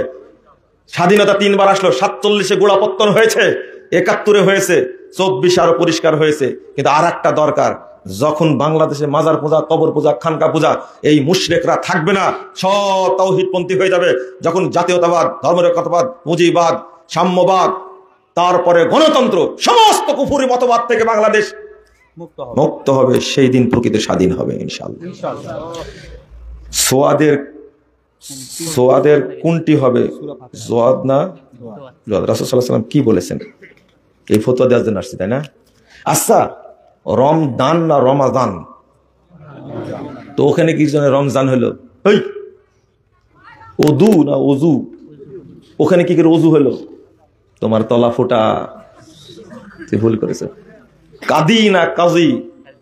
কাজী বলেন না কাদি? হ্যাঁ, কাদি কেন বলেন? হজরত না হদ্রত? বোঝা যাচ্ছে এই বাংলাদেশে জোয়াদি ছিল, পরে ফুটা করে ওটাকে দোয়াত করার চেষ্টা করছেন। ভালো হয়ে যান। আমরা সবাই মুসলিম, বাংলাদেশে ইসলামী রাষ্ট্র গঠনের কোন দলকে সমর্থন করা যায়? বাংলাদেশে কোনো দল না যে তাকে সমর্থন করা যাবে এই ইসলাম প্রতিষ্ঠা করার জন্য। কথা বুঝতে পারলেন? কোনো রাজনৈতিক দল নাই। এখন কি করবেন তাহলে? আপনি আহলুল হাদিসদের মতো তাওহীদ আকীদার দাওয়াত দেন, যদি আল্লাহ সন্তুষ্ট হয় আল্লাহ দিয়ে দিবেন একদিন ইনশাআল্লাহ। এই যেটা প্রশ্ন করলেন উত্তর দিচ্ছি। ডক্টর ইউনূসের রাজনৈতিক দলের নাম কি? কতদিন রাজনীতি করেছেন? কে বসালো ওকে? হ্যাঁ, এটা বুঝে নেন তাহলে। নাহিদার আসিফ, এরা যুব দল না ছাত্র দল, না যুবলীগ না ছাত্রলীগ? জিরো লীগ। রাষ্ট্র ওরাই চালাচ্ছে। কে চালাচ্ছে? ওরাই রাষ্ট্র চালাচ্ছে। এই দুইটাই চালাচ্ছে। আর বাহিরে থেকে হাসনা, তার কি নাম? সার্জিস। একবারে কানে ধরে না ঘুরাচ্ছে সবাইকে। বুঝতে পারছেন? খালি বলে দেখেন ডক্টর নিউজকে রাখবো না, আপনার চুলও থাকবে না, লুঙ্গিও থাকবে না একবারে। আল্লাহ যাকে যেভাবে রাখেন। কিন্তু কোন কোন দল কত বছর যাবত রাজনীতি করছে, কিন্তু কই তারা, কই না। আমাকে বলছে মুজাফফর সাহেব আর কতদিন আকীদার মানহাজের ওয়াজ করবেন, আমাকে বলছে। আমি বলছি কেন? যে কখন আপনি এমপি হবেন, মন্ত্রী হবেন, রাষ্ট্র চালাবেন না? আমি বললাম যে দারুণ কথা বলেছেন তো, আপনারাই চালান, একটু আপনারাই চালান। দেখলাম তো আপনারা চালালেন 16 বছর, শেষে 5 মিনিট টাইম পাননি। এই কথা শুনে কি লাভ? বুঝেননি কথা? সেনাপ্রধান বলছে নাকি টাইম 45 মিনিট, 5 মিনিট দেরি হলে ঢুকে পড়লে আর যাওয়া হবে না, এখনই যেতে হবে। 2 মিনিট টাইম চেয়েছিলেন নাকি বক্তব্য রেকর্ড করার জন্য, আপনাদের হাসিনা পারেনি। থামেন থামেন থামেন। বিএনপির মতো একটা দল বিশাল, তার কাজই নাকি স্বৈরাচার চালানো। অথচ একটা 80 বছরের, 88 বছরের, 81 বছরের একটা বৃদ্ধা মহিলা অসুস্থ, মেডিকেলে থাকে, এই লোকটাকে দেশের বাইরে পাঠাবে চিকিৎসার জন্য, তাই পারলো না। ফখরুল সাহেবের নামে 750 মামলা। এই কথা সেলাই করে কি লাভ রে ভাই, কি লাভ? জামাত ইসলামের মানুষ ভাইরা কত আন্দোলন করলো, কত পুরাতন দল। আরে বিএনপির চেয়ে পুরাতন দল জামাত ইসলামী, তাই না? পুরাতন দল। যখন 1941 সালে 26 আগস্ট জামাত ইসলাম গঠিত হয়, তখন বাংলাদেশের প্রথম সহসভাপতি ছিলেন মাওলানা আব্দুর রহিম। সেই সময় থেকে জামাত ইসলাম আসে। 1900 কত সালে যেন মওদুদী সাহেব আসেন, 55 না কত যে মওদুদী সাহেব আসেন, আমার তারিখটা ভুল হচ্ছে মনে হয়, আসেন। এত বড় সংগঠন, ডাগা নেতাকে একবারে জনগণের সামনে ফাঁসির কাস্টে ঝুলায় শেষ করে দিল, কিছুই করতে পারলো না। এত বড় একজন মুফাসসিরে কোরআন আল্লামা সাঈদী সাহেবকে জেলখানায় 13টা বছর রেখে তিলেতে মেরে যখন মরেই না, তখন ইঞ্জেকশন পিস করে মেরে দিল, কিছুই করতে পারলো না। এই কাঁথা সেলাই করার দরকার নাই আমার, আপনারা করেন না, শান্তিতে থাকতে দেন। বুঝেননি কথা? বুঝেননি এখনো? সেলাই করেন, আপনারা সেলাই করেন। 9,950 বছর ঈসা আলাইহিস সালাম কি নূহ আলাইহিস সালাম দিয়েছেন, কত বছর? আমাদের সময় লাগবে 9,000 বছর। অতদিন পর্যন্ত ধৈর্য আছে ইনশাআল্লাহ। কত বছর? 9,000 বছর ইনশাআল্লাহ। তাওহীদের সমস্যাটা কি জানেন?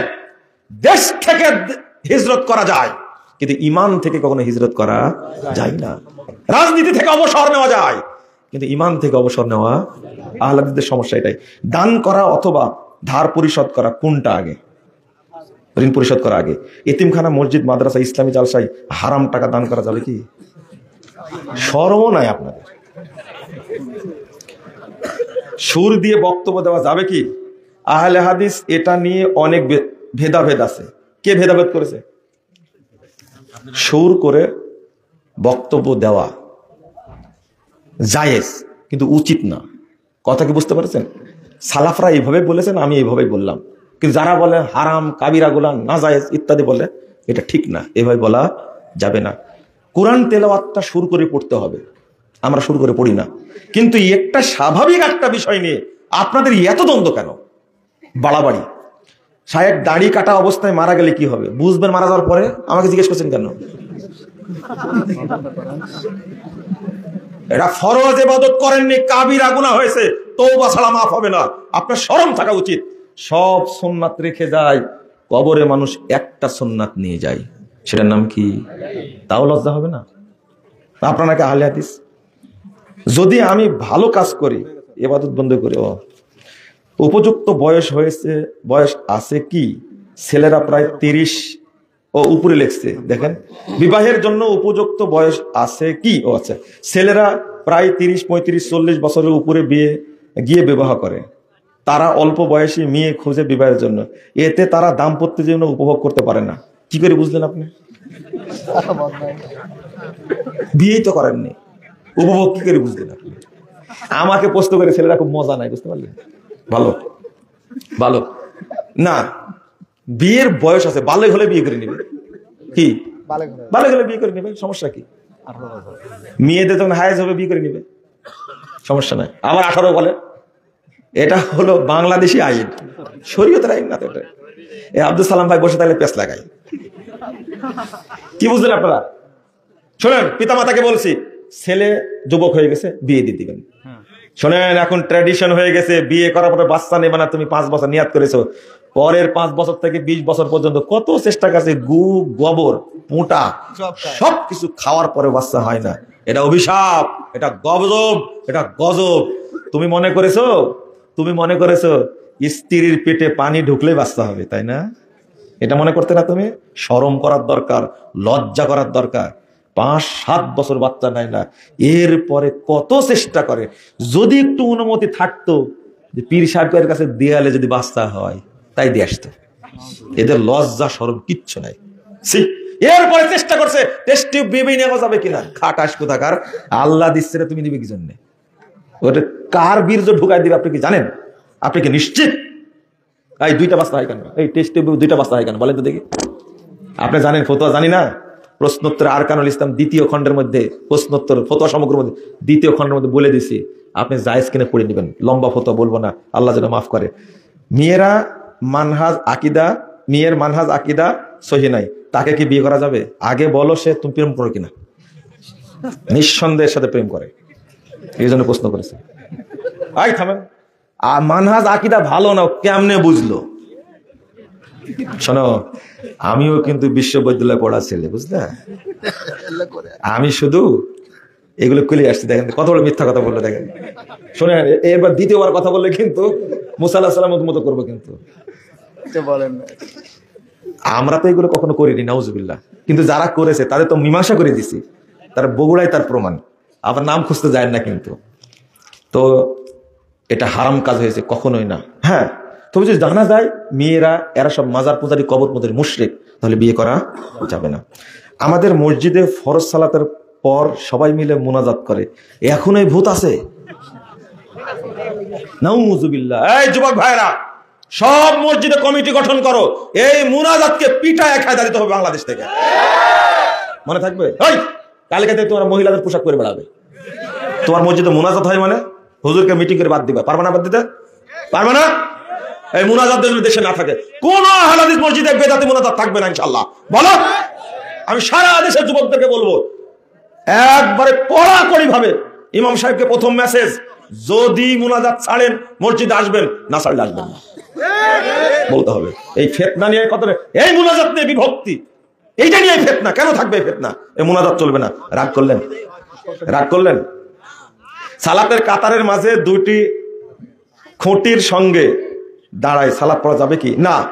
2টা খুঁটি আছে সালাতের মাঝে, কাতারের মাঝে খুঁটি থাকবে, ওই কাতার করা যাবে না, হাদিসে নিষেধ আছে। বিড়িখোর, জর্দাখোর, গুলখোরের জানাজা মুত্তাকি পরহেজগার পড়াবে কি? বিড়িখোরদের জানাজা পড়ার সমস্যা নাই, যদি নামাজি হয়। কি হয় যদি? প্রশ্নকারী ধরা পড়েছে এবার।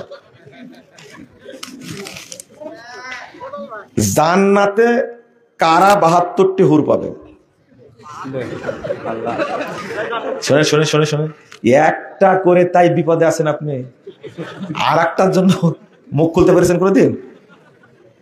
আপনার ওয়াইফকে জিজ্ঞেস করবেন আজকে, আচ্ছা জান্নাতে যে 72টি দিবে, তুমি তখন কি করে মেনে নিবে? আচ্ছা, পুরুষদেরকে এত হুর দিবে কেন জানেন আপনারা? জানেন না, তাই না? এটার জিনিস বলে দিই, একটা বিশ্লেষণ বলে দিই। এই দুনিয়াতে পুরুষের খেদমত নারীরা করতে পারেনি, আল্লাহ তার বদলা স্বরূপ 70-72টা দিবে হলো শহীদদেরকে। তাদেরকে শহীদদেরকে। তবে মুমিনদেরকে আরো বেশি দিতে পারেন, অন্যদেরকে আরো আজমিতর কমও দিতে পারেন। আপনার ওয়াইফকে জিজ্ঞেস করবেন, তুমি দুনিয়াতে এখন মেনে নিচ্ছ না, কিন্তু জান্নাতে কেমনে মেনে নেবে? শোনেন, অন্তরে যদি হিংসা থাকে তাহলে জান্নাতে যাওয়া যাবে না। একটা ওয়াজ আপনাকে শিখাই দিলাম, আপনি বললেন। মসজিদের সামনের দেওয়ালে লা ইলাহা ইল্লাল্লাহ মুহাম্মদ রাসূলুল্লাহ লেখা যাবে কি? না, লেখা যাবে না। ডাক্তার মিজানুর রহমান আজহারের কাছে ইলম নেওয়া যাবে কি? আজ তা শুনতেছেন আপনি? বাড়িতে গিয়ে আগে চোখ মুখ ভালো করে ধুবেন, আয়নার সামনে দাঁড়ায় আগে দেখবেন আপনার চেহারাটা। আপনি বুঝতেই ভুল করেছেন। মুফতি আমির হামজার আল্লাহর সুন্দর সৃষ্টি দেখার জন্য বলিউডের নায়িকার সৌন্দর্য দেখতে বলছেন।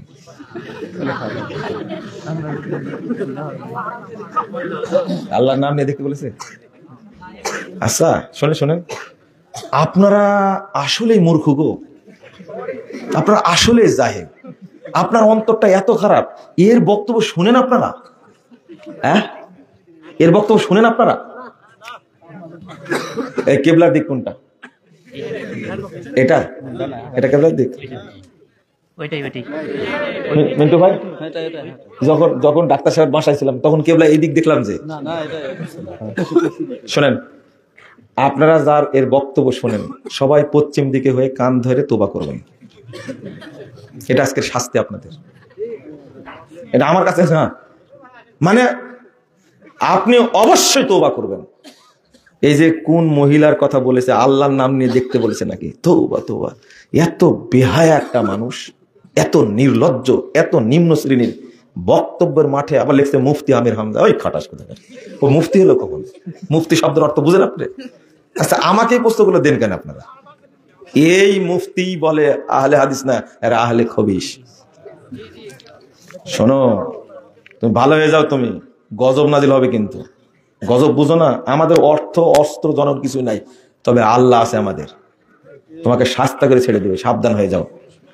যেই জালসার মাঠে এসে এই গান বাজনা করে, নোংরামি করে, ঘাট ধরে নামা দিবেন তাকে। পারবেন আপনারা? আপনি তো নিয়ে আসে টাকা দিয়ে, সব মুনাফিক। সিরিয়া 60,000 টাকা। সিরিয়া বিজয়ে তুরস্কের ভূমিকা সব থেকে বেশি ছিল। কে বলেছে এটা? কে বলেছে এটা? তুমি কিছুই জানো না, ভালো হয়ে যাও। বাংলাদেশ জামাত ইসলামের সাথে প্রকৃত ইসলামের কোন সম্পর্ক আছে কি? ভ্রান্তির বেড়া দিলে একামতদিন বইটা পড়ে তাহলে বুঝতে পারবে। ওলিয়া আউলিয়া কিয়ামতের মাঠে সুপারিশ করতে পারবে কি? এই ভণ্ডরা, যাদেরকে ওলি বলা হয়, ন্যাংটায়রা, এরা কি সুপারিশ করবে? 30 বছর 35 বছর 70 বছর গুসলি করেনি গো, ওর শরীর থেকে শুয়োরের মতো গন্ধ বের হয়। মুতে কোনোদিন পানি নাইনি, পায়খানা করে কোনোদিন পানি নাইনি, তুমি ওর কাছ থেকে ফিতা নিয়ে আসো। ওই যুবক ছেলেরা, তোমার লজ্জা শরম কিছুই নাই, ওই অপবিত্র ফিতা নিয়ে আসো, কোনোদিন মুতে পানি নাই না। এর আবার ওলিয়া উলিয়া। রাস্তায় দাঁড়িয়ে মানব বন্ধন করা যাবে কি? যাবে। আহলে হাদিসের আকীদা ও জামাত ইসলামের আকীদার পার্থক্য কি? পুরোটা আসমান জমিন পার্থক্য। আর কয় কি? ছেলেদের এবং মেয়েদের বিয়ের সঠিক বয়স কত? মনে হয় যে সবাইকে বিয়ে দিয়ে চলে যায় আজকে। আল্লাহর নাম নিয়ে ভারতে নায়িকাকে দেখতে বলেছেন আমির হামজা। তা আমি কি বলবো? সবাই দেখেছেন কে কে? এই বক্তার এই ফালতু মিথ্যুকের কথা শুনে এই মহিলাকে দেখেছেন কে কে?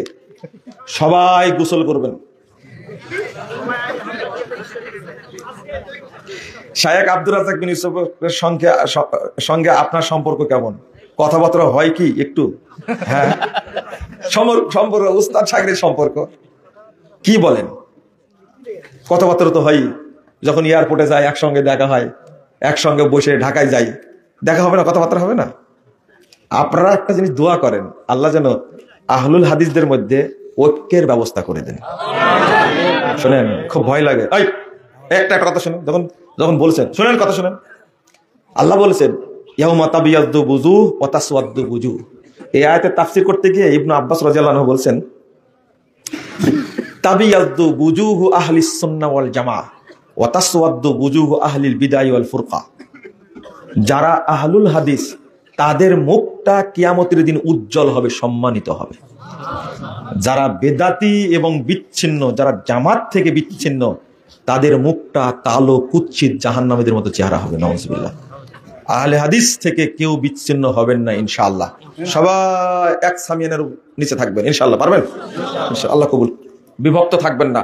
যদি ডাক আসে আহলে হাদিসদের পক্ষ থেকে সৌরওয়ার্দী উদ্যানে সমাবেশ হবে, কে কে যাবেন না? হাত তোলেন। হাতটা তুলেছে কে?